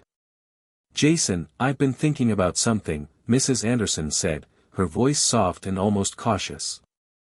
I've noticed you've been doing better lately, and I'm really proud of your progress. However, I have another challenge for you. Jason tilted his head slightly, curious. What's the challenge? Mrs. Anderson looked at him with a thoughtful expression, as if weighing her words carefully. We're doing a group project on historical figures, and I'd like you to be part of a team with someone who might be difficult to work with. It's someone who I think could really benefit from working alongside someone like you. Jason furrowed his brow. Who is it? Mrs. Anderson hesitated for a moment, then spoke with quiet seriousness. It's Jacob. Jason blinked. Jacob was a classmate who had always been difficult for him to figure out. Jacob had a reputation for being smart but a bit of a loner. He didn't get along with many of the students, and he wasn't exactly the type of person Jason would choose to partner with. But Mrs. Anderson wasn't the type to make decisions lightly, so there had to be a reason she was pairing them up. Why me? Why Jacob? Jason asked, his curiosity piqued. Mrs. Anderson smiled gently. I believe you're both capable of something great if you can work together. I know that you've had your own struggles with feeling isolated at times, Jason. Jacob's been going through something similar. He's a brilliant student, but he's been having a tough time lately, and I think you two could learn a lot from each other. Jason hesitated. He wasn't sure how he felt about this. He had enough on his plate with his own work, and working with someone who didn't get along well with others could be difficult. But something in Mrs. Anderson's eyes made him reconsider. She wasn't asking him to do this for herself or for Jacob, she was asking him to grow, to take a step outside his comfort zone. "I'll do it," Jason said, his voice firm. "If you think it's a good idea." Mrs. Anderson's smile widened. "I do. Thank you, Jason. I know it won't be easy, but I'm confident you'll both benefit from it." The next Monday, Jason walked into class and immediately spotted Jacob sitting in the back corner of the room, as usual. Jacob wasn't the kind of person who mingled with the others. He was quiet, kept to himself, and only spoke up when necessary. Jason had always admired Jacob's intelligence, but they had never really interacted. This project would be their first real experience working together. Jason took a deep breath and walked over to Jacob's desk, trying to act casual despite the nerves in his stomach. "Hey, Jacob. Looks like we're partners for the project," he said, offering a tentative smile. Jacob didn't look up immediately. He was scribbling something on a notebook, his face expressionless. Finally, after what seemed like an eternity, he looked up, his gaze meeting Jason's. "Yeah, I know," Jacob replied flatly, not seeming particularly thrilled about it. "Great." Jason wasn't sure how to proceed. He could tell that Jacob wasn't exactly eager to work with him, but he didn't want to let that stop him. "I think we should get started soon. Mrs. Anderson wants us to choose a historical figure. Got any ideas?" Jacob shrugged, leaning back in his chair. "Don't really care. You pick." Jason wasn't sure what to make of Jacob's response, but he decided to take the initiative. "How about we do something on someone who made a big impact? Like Rosa Parks or Malcolm X?" Jacob raised an eyebrow. "Malcolm X, huh? I suppose he'd be interesting. Not a bad choice." Jason smiled, relieved that Jacob seemed somewhat engaged, even if only slightly. "All right, let's do it then. We'll divide the work. You can research his speeches, and I'll focus on his early life and the social changes he influenced. We'll combine it all in the end." Jacob didn't argue, which Jason took as a good sign. "Fine. That works." Over the next week, Jason and Jacob worked together during lunch breaks and after school. It wasn't easy at first. Jacob was as distant as ever, his answers short and to the point, and Jason found himself doing most of the work. But slowly, as the project progressed, Jason started to see a different side of Jacob. He wasn't as detached as he seemed. In fact, Jacob had a lot of interesting insights and ideas. He just had a hard time expressing them in front of others. As the project came together, Jason found himself drawn into the process. What started as an obligation soon became an interesting collaboration. Jacob's sharp intellect and critical thinking pushed Jason to dig deeper into the material than he initially had planned. They debated, disagreed, and even had moments of frustration, but in the end, they created something that was far more than just a school assignment. The final presentation came faster than Jason had anticipated, and when the day arrived, he found himself standing beside Jacob in front of the class, presenting their work. They spoke with confidence, and to Jason's surprise, Jacob spoke up more than he had ever expected, offering sharp, insightful commentary about Malcolm X's influence on civil rights. Jason added in his own research on the man's early life, and together, they formed a strong narrative. By the end of the presentation, Mrs. Anderson was smiling at them, proud of what they had accomplished.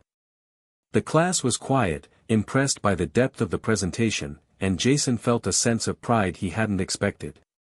He had learned something about working with others, about overcoming differences, and about the strength that came from collaboration. As the class filed out, Jacob caught Jason's eye. For the first time, there was something resembling a smile on his face. "Thanks for making it work," Jacob said quietly. Jason nodded. "No problem. I guess we make a good team after all. Jacob gave a small shrug, but there was something in his eyes, something like gratitude. Jason realized that sometimes, the most unexpected people could turn out to be the best allies. And maybe, just maybe, that was the lesson he needed to learn. The project with Jacob had been a success, but the relief Jason felt quickly faded when the pressure of upcoming exams loomed over him like an unwelcome shadow.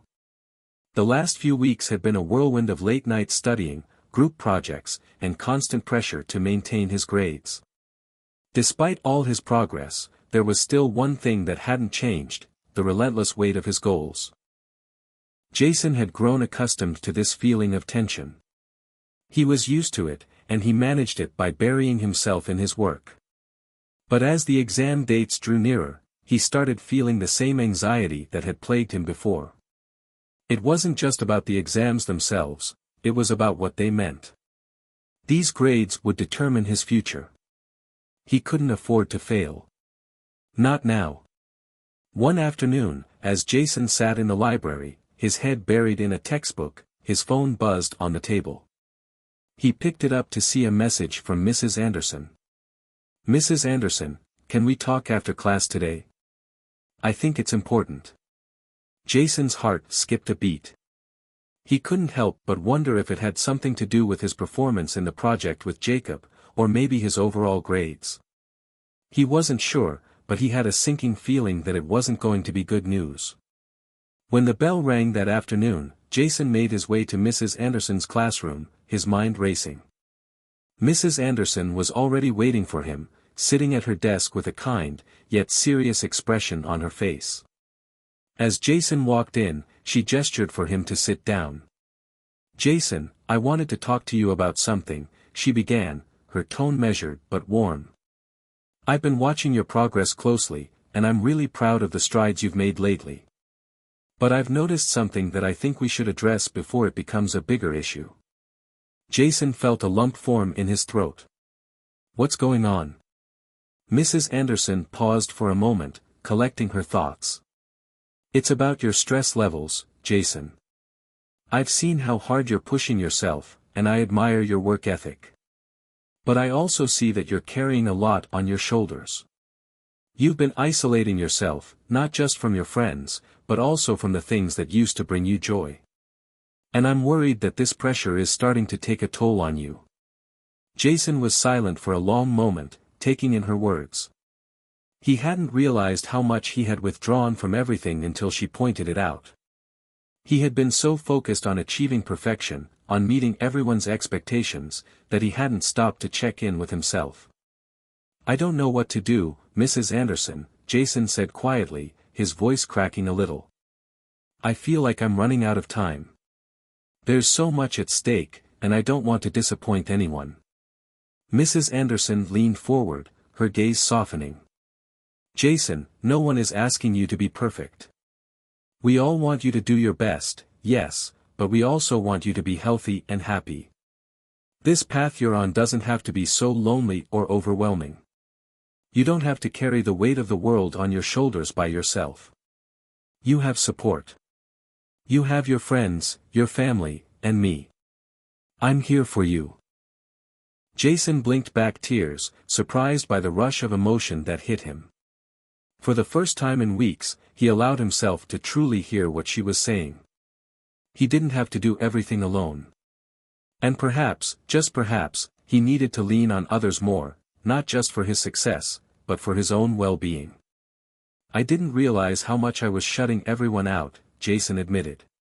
"I guess I've just been so focused on succeeding that I forgot to live. I didn't realize how much it was affecting me until now." Mrs. Anderson nodded. "It's easy to get lost in the hustle, Jason. But it's important to remember that success isn't just about grades or accomplishments. It's about balance. It's about taking care of yourself and finding meaning in the process, not just the end result." Jason felt a shift in his perspective. For so long, he had been running towards the future, obsessed with the idea of success, without truly living in the present. He had been so caught up in proving himself that he forgot to enjoy the journey. It was like he had been blind to everything around him, including his own feelings. "You're right," Jason said, his voice filled with determination. "I've been so focused on proving myself that I've been neglecting the things that matter. I'll work on it. I'll try to find balance." Mrs. Anderson smiled, her eyes twinkling with pride. "I believe in you, Jason. You're capable of so much more than you realize. But you have to remember that you don't have to do it all by yourself. Don't be afraid to reach out for help when you need it." Over the next few days, Jason started making small changes. He reached out to Amber more, letting her know how he felt and confiding in her about his struggles. She was supportive, as always, and offered him advice when he needed it. He also made a conscious effort to spend more time with his family, something he had neglected while buried in schoolwork. He even began taking short breaks during study sessions, something that had felt like a waste of time before. Jason realized that finding balance wasn't going to be easy, but it was essential. He didn't have to sacrifice his happiness for success. He could find a way to do both. As the exams approached, Jason felt more prepared, not just in terms of his studies, but in terms of his mindset. He had learned that success was important, but so was mental health. And he wasn't going to let the pressure of his ambitions rob him of the joy that came from living a full, balanced life. The morning of the first exam arrived, and Jason felt a calmness wash over him. It wasn't the anxiety he had expected. Instead, he felt ready to face whatever challenges came his way, knowing that he had done his best and had the support of those around him. As he walked into the exam room, he took a deep breath. This wasn't just a test of his knowledge, it was a test of his resilience, his ability to balance ambition with self-care. And no matter what the results were, Jason knew he was stronger for it. The weeks leading up to the final exams had been a blur of preparation. Jason had thrown himself into his studies with a renewed sense of purpose, but there was still a gnawing feeling in the back of his mind. It was the anxiety, the kind that always seemed to appear when he was about to face something big. But this time, it felt different. He wasn't carrying the weight alone. He had Amber, Mrs. Anderson, and even Jacob, who, despite being an unexpected ally, had come through during their group project and showed a side of himself Jason hadn't expected. The day of the first final exam arrived, and Jason sat at his desk, staring at the clock on the wall. His heart beat in his chest like a drum, but he focused on the breath, slow and steady. He had prepared for this moment. He had studied, made plans, and reached out for help when he needed it. For the first time in a long time, he felt ready. The exam began, and Jason's pen moved across the paper almost automatically. The questions weren't easy, he had expected that, but he could feel his mind working smoothly through the material. His confidence was higher than usual. He wasn't rushing through the test, but taking his time to think critically about each answer. He didn't have the sense of dread he'd usually feel before an exam, and he marveled at how different this felt from the frantic panic he used to experience. As the time ticked away, Jason kept his focus. But there was one thought that kept circling his mind. The future. The pressure of what came after this. When he finished the last question, he put down his pen with a sigh of relief. For the first time in a long while, he felt peaceful. He had done his best, and that was all he could ask for. The next few days were a mix of similar exams, and Jason handled each one with the same level of focus and calm. The process wasn't perfect, he still had moments of doubt, especially when he saw how effortlessly his classmates breezed through certain sections, but he learned to quiet those thoughts. Amber had told him something the day before their final math exam: "You've got this, Jason. Don't let the numbers mess with your head. You've put in the work." Jason held on to her words like a lifeline. It wasn't about being the best, it was about doing his best. Finally, the exams were over. Jason walked out of the school building, the weight of the world temporarily lifted from his shoulders. The summer break was right around the corner, and Jason couldn't help but smile. It was a strange feeling, like he had been living in a fog for so long, and now, the air felt clear. The weight of expectations had lifted, and for the first time in months, he felt free. Amber caught up with him as he walked down the steps outside the school. "How do you feel?" she asked, a wide grin on her face. Jason smiled back. "Weirdly, calm. I didn't think I'd feel like this after finals, but here we are."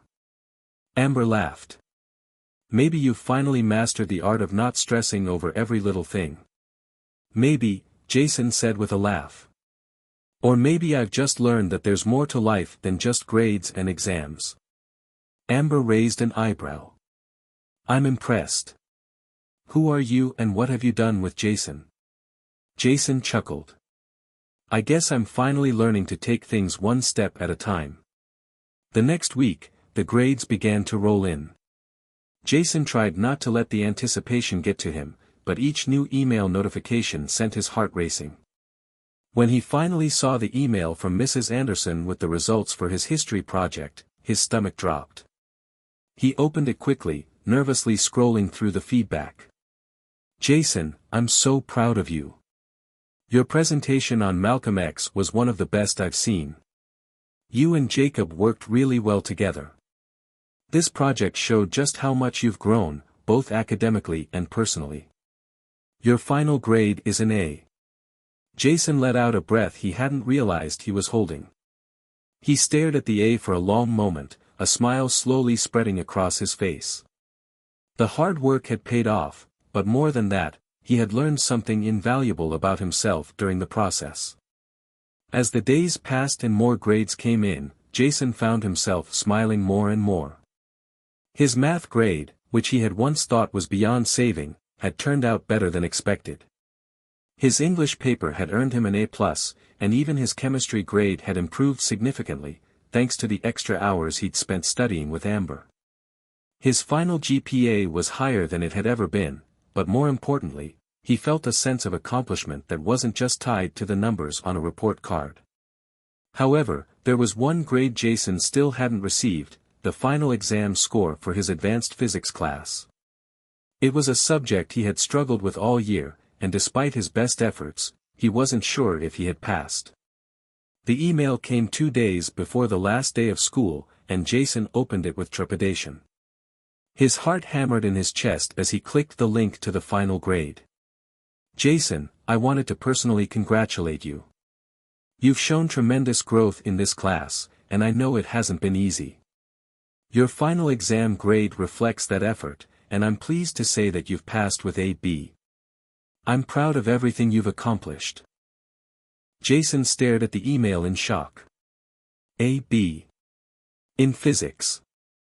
The subject that had haunted him for most of the school year. He could hardly believe it. It wasn't an A, but it was far better than he had ever hoped for. For the first time, he realized that he hadn't just earned the grades he had wanted, he had earned something far more important, self-respect. He had overcome his doubts, faced his fears, and pushed through the moments when giving up seemed easier. The final day of school arrived, and as Jason stood by his locker, gathering his things, he felt a deep sense of pride. This year had been full of challenges, but it had also been full of growth. He had made new friends, rebuilt his relationship with his family, and, most importantly, he had learned to believe in himself. Amber walked up to him, a huge grin on her face. "So, what's next for you, Mr. Overachiever?" Jason chuckled. "Next? I think I'm just going to enjoy the summer and take things one day at a time. No more overthinking. No more stressing." Amber nodded in approval. "Good. You deserve it." As Jason walked out of the school building, the warm summer sun greeting him, he realized that this year wasn't just about the grades or the accolades, it was about learning how to take care of himself and embrace every step of the journey, no matter how uncertain it seemed. And that, he realized, was the real victory. Summer arrived in full force, bringing with it a sense of freedom Jason hadn't felt in years. The oppressive weight of exams, grades, and the unrelenting expectations he'd placed on himself had melted away. For the first time in a long time, Jason found himself waking up each morning without the anxious knot in his stomach. No more studying, no more deadlines. It was a strange, almost surreal feeling, but one he was starting to appreciate. Amber had been by his side the entire way, supporting him through the darkest moments and cheering him on as the light began to break through. As the summer began, they agreed that it was time to take a break from the academic pressure and focus on something new, something fun. One afternoon, Amber suggested, "Why don't we go to the beach this weekend? We can finally relax without worrying about school or work." Jason raised an eyebrow. "The beach, huh? Sounds like a good idea." Amber smiled. "Exactly. We've been buried in schoolwork for months. Let's spend the weekend soaking up some sun, enjoying the ocean, and just being us." Jason felt a spark of excitement. It had been so long since he had done something purely for fun, something that didn't have a grade or a goal attached to it. He realized he was overdue for a break. That weekend, Jason and Amber drove to a quiet beach town just a couple of hours away. The sand stretched out endlessly before them, the sound of the waves crashing against the shore filling the air. The sun was high in the sky, warm and inviting. Jason couldn't remember the last time he'd felt so relaxed. As they set up their towels on the beach, Amber handed him a pair of sunglasses. "You look like you could use a vacation," she teased. Jason put the sunglasses on with a grin. "I think you're right. It's been way too long since I've had the chance to just be." They spent the day lounging by the water, chatting about everything and nothing. For the first time, Jason felt no pressure. There were no expectations, no deadlines hanging over him. He was just living. It was refreshing. That night, after a casual dinner at a beachside cafe, they walked along the shore, the moonlight reflecting off the water's surface. Amber had her sandals off, the cool water lapping at her feet. Jason followed suit, feeling the soft, damp sand between his toes. "You know," Amber began, looking out at the horizon, "I think this was exactly what we both needed. A chance to just breathe and not worry about anything for once." Jason nodded in agreement. "Yeah, I think you're right. I've spent so much time stressing about school, trying to meet everyone's expectations. I forgot what it felt like to just enjoy life." Amber glanced at him, her eyes softening. "I'm proud of you, Jason. I can see how much you've grown. You've worked hard, but now it's time to live for yourself. You deserve it." Jason smiled. "Thanks, Amber. You've really helped me through everything this year. I don't know if I would have gotten through it without you." She smiled back, and they continued walking in comfortable silence. It was a moment of peace, the kind of moment Jason had come to appreciate, simple, yet profound. As the summer days stretched on, Jason found himself shifting gears in ways he hadn't anticipated. Without the constant grind of schoolwork, he had time to reflect on his personal life, his relationships, and his goals. He realized that he wasn't just ready to move forward academically, he was ready to take on new challenges in his personal life as well. A few weeks into summer, Jason received an unexpected call from Mrs. Anderson. She had emailed him a few times over the break to check in on him, but this was the first time she'd called directly. "Jason, I hope you're doing well. I wanted to see how you were feeling after exams and how your summer's been going." Jason smiled, hearing her voice. "I'm doing great, actually. The exams are behind me, and I'm really just focusing on enjoying the break and taking it easy. It's been good for me." "I'm glad to hear that," Mrs. Anderson said warmly. "But there's something else I wanted to mention. You know that scholarship opportunity one told you about earlier in the year? It's still available, and I think you'd be a great fit for it. The deadline is coming up soon, and I wanted to remind you in case you were still interested." Jason paused, the mention of the scholarship making him sit up straighter. It was a prestigious award, one that he'd been eyeing for a while, but he hadn't given it much thought during the chaos of the school year. "I hadn't really thought about it," Jason admitted. I've been focusing on just getting through everything and finding some balance. Mrs. Anderson's voice softened. I understand, Jason. But I also know that you've got so much potential. This scholarship could open so many doors for you. It's not just about grades, it's about who you are, your character, and how you've grown. I really believe you're ready for it. Jason sat back in his chair, considering her words. He had worked hard to get to where he was, and now he realized that this scholarship wasn't just a chance to prove himself, it was an opportunity to take his future into his own hands. The weight of the decision wasn't as heavy as it had been in the past. He wasn't doing this to meet anyone else's expectations. He was doing it for himself. Thanks, Mrs. Anderson. I really appreciate you reminding me. I'm going to look into it and see what I need to do. Over the next few days, Jason carefully considered his options. He spent time with his family, talked to Amber, and even spoke with his parents about the scholarship. He realized that this wasn't just about academic success. It was about embracing who he had become, someone who had faced challenges, learned from mistakes, and grown stronger in the process.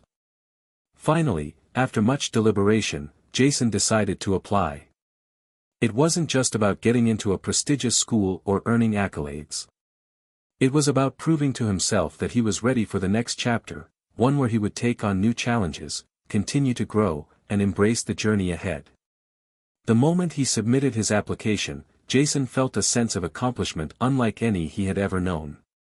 He wasn't seeking validation from anyone else. He was doing it because he believed in his own potential. And that, he realized, was the greatest victory of all. As summer came to a close, Jason looked back on everything he had accomplished. He had learned more than he had ever expected, not just about his studies, but about himself. He had discovered that success wasn't just about grades or achievements, it was about learning to balance ambition with self-care, embracing the support of others, and living fully in the present. When the new school year began, Jason was ready. He wasn't just prepared academically, he was prepared for life. And whatever challenges lay ahead, he knew that he had the strength, the support, and the wisdom to face them. The fall semester came faster than Jason had anticipated. Summer had been a time for rejuvenation and reflection, but now he was back in school, surrounded by the familiar hustle of the academic year. The weight of new challenges loomed large, but Jason was ready for it. He had applied for the scholarship Mrs. Anderson had mentioned, but now it was a waiting game. His mind was focused not on what he had yet to hear, but on the future, which seemed brighter than ever. In his first week back at school, Jason's confidence was palpable. Amber noticed it immediately, her eyes lighting up whenever they met. "You seem different," she remarked as they sat together in the cafeteria, sharing lunch. Jason looked up from his sandwich, surprised by her comment. "Different? How do you mean?" Amber smiled, taking a sip of her water. "You just seem at peace. More sure of yourself. Like you're no longer carrying the weight of the world on your shoulders." Jason chuckled softly, a wave of gratitude washing over him. "I think you're right. I've come a long way. I'm learning to take things one step at a time, instead of getting overwhelmed by everything." "I'm proud of you, Jason," Amber said earnestly. "You really do seem like a new person." That night, as Jason was finishing up his homework, his phone buzzed with a notification. He picked it up, thinking it was just another text from Amber, but it wasn't. It was an email. The subject line read, "Your scholarship application, final decision." His heart skipped a beat. He'd been waiting for weeks, and now, here it was. He opened the email quickly, almost afraid of what he might read. As his eyes scanned the message, he felt his pulse quicken. The first few sentences seemed standard, congratulatory even, and then he saw it. "We are pleased to inform you that you have been selected as a finalist for the prestigious scholarship. After careful consideration of your academic achievements, personal growth, and community involvement, we are excited to invite you to the final interview stage. Jason's breath caught in his throat. He'd done it. He wasn't just a candidate anymore, he was a finalist. He had come so far in such a short amount of time, and now it felt like the world was opening up before him. The next morning, Jason couldn't help but feel a sense of excitement bubbling inside him. He called Amber before school, unable to wait another moment to share the news. "I got it," he said breathlessly when she picked up. "I'm a finalist for the scholarship." Amber let out a surprised laugh. "Jason, that's incredible. I knew you had it in you. How do you feel?" "Honestly, a little overwhelmed," Jason admitted. "I mean, I worked hard, but this is next level. It's one thing to do well in school, but to be recognized like this, it feels unreal." Amber's voice softened. "You earned it, Jason. Don't forget that." The next week, Jason prepared for the final interview. Mrs. Anderson had reached out to offer her support, giving him tips on how to prepare and what to expect. The interview was the final hurdle, and Jason knew that if he wanted to secure the scholarship, he needed to be at his best. He spent the next few days researching, practicing his responses, and even doing mock interviews with his parents.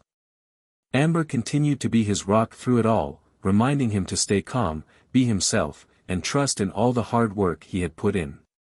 The day of the interview arrived. Jason stood in front of his mirror, adjusting his shirt and tie, trying to calm his nerves. This was his moment. The room was quiet, and his reflection stared back at him, reminding him of everything he had overcome. As he drove to the interview, his mind wandered to the idea of success. It wasn't just about this scholarship. It was about everything he had learned, the importance of persistence, the value of self-care, and the understanding that success was not just a destination but a journey. Jason had grown so much over the past year, and no matter the outcome of this interview, he felt like a winner. When Jason arrived at the interview location, a sleek office building downtown, he felt the familiar nerves creeping in again. This time, though, they didn't paralyze him. He was focused, calm, and ready. The interviewers were kind and professional, but the questions were probing. They asked about his academic journey, his struggles, his triumphs, and his vision for the future. Jason answered each question with sincerity, reflecting on his personal growth and how much he had changed over the past year. He spoke about the challenges he had faced, how he had been doubted, underestimated, and how, in the end, he had proven to himself that he was capable of more than anyone, including himself, had believed. As the interview came to a close, one of the panelists, a woman in her early 40s, gave him a warm smile. "Jason, thank you for sharing your story with us. You're an impressive young man. We'll be in touch soon." Jason left the office with a sense of accomplishment. The interview had gone well, but it didn't matter if he won the scholarship. What mattered was that he had given it his all, and that was enough for him. Weeks passed, and the anticipation of the scholarship decision weighed heavily on Jason. His days were filled with the regular rhythm of school, but in the back of his mind, the question of the scholarship lingered. He knew that it could change everything, but he had come to understand that he didn't need the scholarship to validate his worth. Then, one Thursday afternoon, the email arrived. "Congratulations, Jason. We are pleased to inform you that you have been selected as the recipient of the scholarship. Your hard work, determination, and growth over the past year have impressed us, and we are excited to support your future endeavors." Jason read the email again, disbelief sweeping over him. He had won. He had actually won. The realization hit him slowly, but when it did, it was overwhelming. This was it. His hard work, his perseverance, his growth, everything had led to this moment. He immediately called Amber, his voice filled with excitement. "Amber, I got it. I won the scholarship." Amber gasped. "Oh my God, Jason. I'm so proud of you. You did it." Jason's voice cracked as he laughed. "I can't believe it. I'm still in shock." That evening, Jason sat down with his family and shared the news. His parents were ecstatic, his mother hugging him tightly while his father beamed with pride. "We knew you had it in you," his dad said, his voice thick with emotion. Jason smiled, feeling a warmth in his chest. This wasn't just a victory for him. It was a victory for everyone who had believed in him, supported him, and stood by him when things were tough. The scholarship was the tangible reward, but the real victory was in the journey, the way he had become someone who trusted himself, who had grown, and who had learned to face life's challenges head-on. As the school year continued, Jason's path was clearer than ever. He was no longer just a student struggling to prove his worth, he was a young man with a future, filled with endless possibilities. And whatever came next, he knew he was ready for it. The months that followed Jason's scholarship win were a whirlwind of new experiences, opportunities, and personal growth. With the weight of his academic future secured, he was able to breathe more easily, but there was still so much work to be done. The scholarship was only the beginning of his journey, and Jason knew that he had to continue proving to himself that he was capable of all the dreams he'd once thought were out of reach. The first big step was college preparation. Jason had always been a hard worker, but now, with the scholarship in hand, the stakes were higher. He was no longer just another student, he was a student with potential, and that meant he had to make the most of every opportunity that came his way. Amber, as always, was by his side. She had become not just his best friend, but his confidant, someone who truly understood the struggles he'd faced and the fears he still carried. She was the first person he called when he had any doubts or questions, and her unwavering support gave him the confidence to keep pushing forward. "You've got this, Jason," Amber told him one evening as they sat in the coffee shop, laptops open, preparing for the next phase of their academic lives. "You've already proven to yourself that you can handle anything. This is just the next challenge." Jason smiled, his fingers tapping nervously on the table. "I just don't want to let anyone down, you know. I don't want to screw this up." Amber leaned forward, looking him in the eyes. "You're not going to screw it up. You've already come so far. Just keep doing what you've been doing, stay focused, stay true to yourself, and remember why you're doing this." Her words gave him the encouragement he needed. She was right. This was his chance to shine, and he wasn't going to waste it. As the summer came to a close, Jason found himself in an unexpected moment of reflection. He had accomplished so much in such a short time, but he realized he had never really taken the time to understand how far he had come. The quiet moments in between all the work, those were the ones that truly mattered. Jason spent the last few days of his summer break walking through the neighborhood he had grown up in, visiting old places that brought back memories of when things had been harder, when the weight of the world had felt insurmountable. He walked past his elementary school, remembering how different he had felt as a kid, always struggling to keep up, always feeling a step behind. Now, everything felt different. He had grown stronger, more resilient. He had learned to trust himself, to believe in his potential. And even though the future was still uncertain, Jason knew he was ready to face it head-on. The first day of college was everything Jason had imagined and more. Walking through the campus, he felt a mixture of excitement and nervousness. There were so many new faces, so many new opportunities.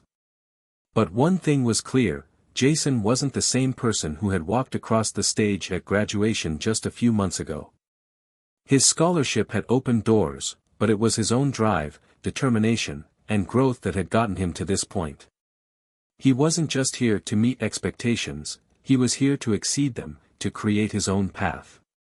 Amber had decided to attend a nearby university, and they promised to stay in touch no matter what. They both knew this next phase of their lives would be different, but the bond they had formed over the past year was unbreakable.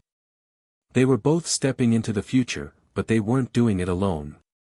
In his first few weeks of college, Jason threw himself into his studies, but he also took time to get involved in campus life.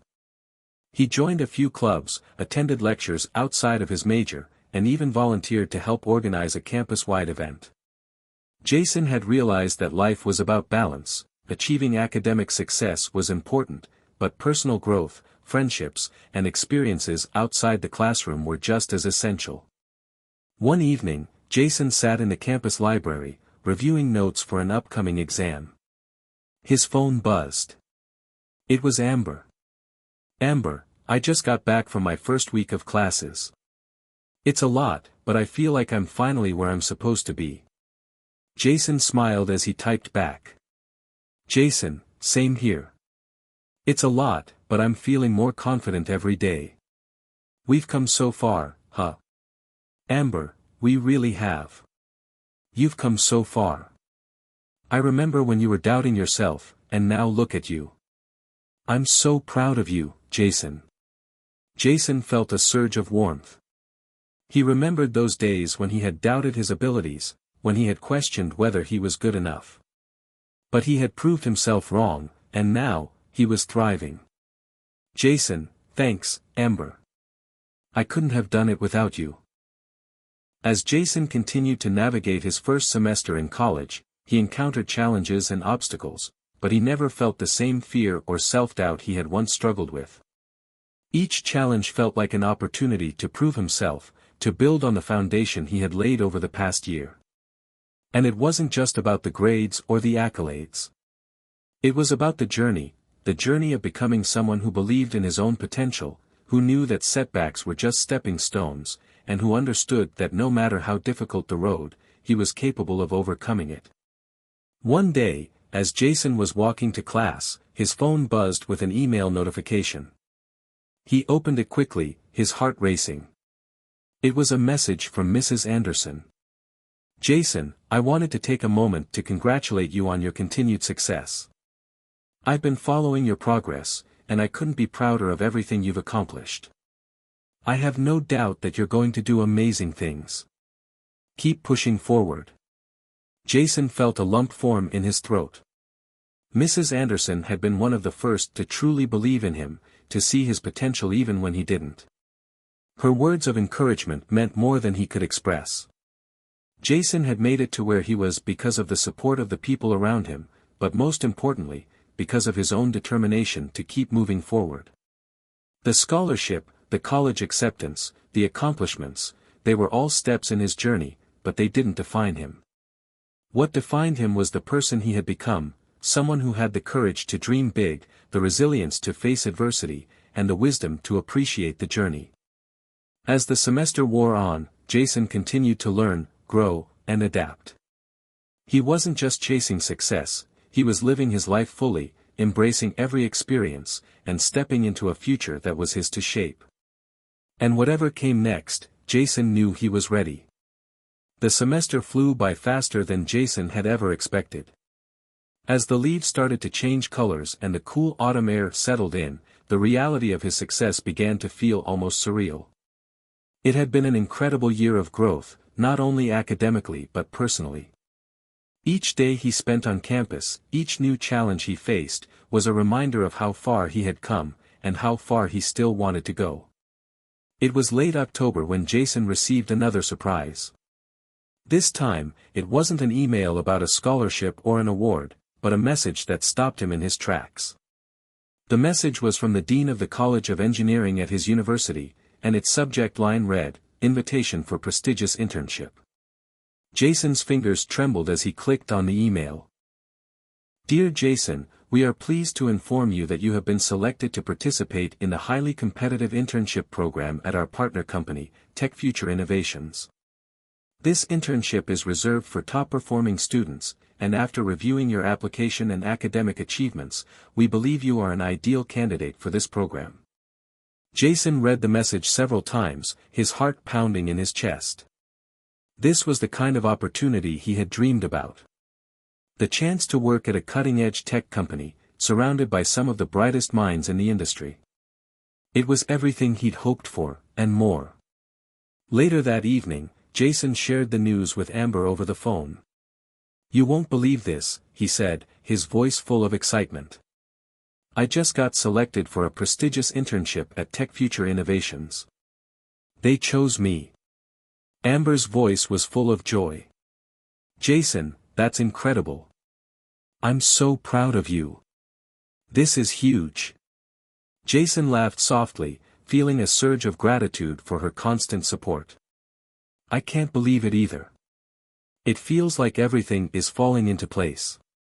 I always dreamed of doing something like this, but I never thought it would actually happen. The internship would begin in the summer, but Jason couldn't stop thinking about it.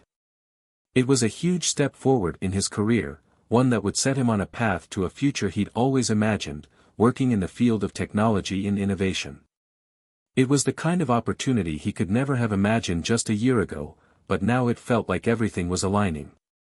But even as Jason marveled at the new opportunity, he knew he couldn't forget the lessons he'd learned on his journey. The scholarship, the challenges, the personal growth, they were all pieces of a puzzle that had led him to this point. This was just the beginning of the next chapter. One morning, during a quiet break between classes, Jason reflected on everything he had overcome. He remembered the doubts, the struggles, the times he thought about giving up. But now, looking back, he realized those moments had been the very things that had shaped him into who he was today. Without those struggles, he wouldn't have known the depths of his own resilience. He thought about his family, his parents who had supported him unconditionally, even when they didn't always understand his dreams. They had believed in him when he had trouble believing in himself. He thought about Mrs. Anderson, who had taken the time to see his potential before anyone else had. He thought about Amber, who had stood by him through every setback, encouraging him when he needed it most. Each person in his life had played a part in his success. As he walked across campus, the sun setting behind the tall buildings of the university, Jason felt a deep sense of peace. For the first time in a long while, he wasn't consumed by worry about what was next or whether he was good enough. He knew that, whatever the future held, he was ready for it. He passed by a group of freshmen on their way to a club fair, and for a moment, he remembered what it was like to be new to this world, unsure, uncertain, and still finding his way. Now, everything felt different. His steps were more purposeful, his vision clearer, and his heart steadier. Jason's phone buzzed, pulling him from his thoughts. It was a message from his mother, sent just a few moments ago. Jason, we are so proud of everything you've accomplished. You've worked so hard, and it's paying off. Keep going, son. We believe in you. Jason smiled as he read the message. He quickly typed a response. Thanks, Mom. I couldn't have done it without you guys. I'll keep pushing. It was hard for him to put into words how much their support meant to him. Without them, he knew he wouldn't be where he was today. Later that week, he received a call from Mrs. Anderson, the teacher who had believed in him from the very start. Her voice was warm and encouraging, just as it had been when he was a student in her class. I've been hearing wonderful things about you, Jason, she said, her tone filled with pride. It's been incredible to watch you grow, and I couldn't be more excited about everything you're accomplishing. Jason felt a lump form in his throat. Thank you, Mrs. Anderson. Honestly, I couldn't have made it this far without you. You were one of the first people who believed in me. She laughed softly. You always had it in you, Jason. You just had to realize it yourself. And now, look at you, on the verge of greatness. As the semester neared its end, Jason's focus was sharper than ever. The internship, his studies, the relationships he was building, everything was coming together. It wasn't always easy. There were still moments of self-doubt, moments when the weight of his goals felt overwhelming. But those moments didn't define him anymore. They were just challenges to overcome, and Jason knew that every challenge was an opportunity to prove himself once again. He had become someone who no longer feared failure. Instead, he embraced it as part of the process. Each step forward, no matter how small, was a victory in itself. The night before his final exams, Jason sat in his dorm room, reviewing his notes. His mind wasn't as focused as usual, but he felt a sense of calm in knowing that, no matter what happened, he had given it his all. His phone buzzed, a text from Amber. You've got this, Jason. Remember, it's not about being perfect. It's about doing your best. Jason smiled and replied, "Thanks, Amber. You've been with me through all of this. I couldn't have made it this far without you." He took a deep breath, closed his textbook, and looked out the window at the city lights below. This was just the beginning. The future was vast, and the possibilities were endless. Jason was ready to take the next step, whatever that might be. He knew he had the strength, the wisdom, and the heart to face whatever came his way. And with that, Jason felt ready. The world was his to shape. Hit subscribe and leave a comment with where you're watching from. This story might just spark a new beginning. What's one thing that always pushes you forward, even when things get tough?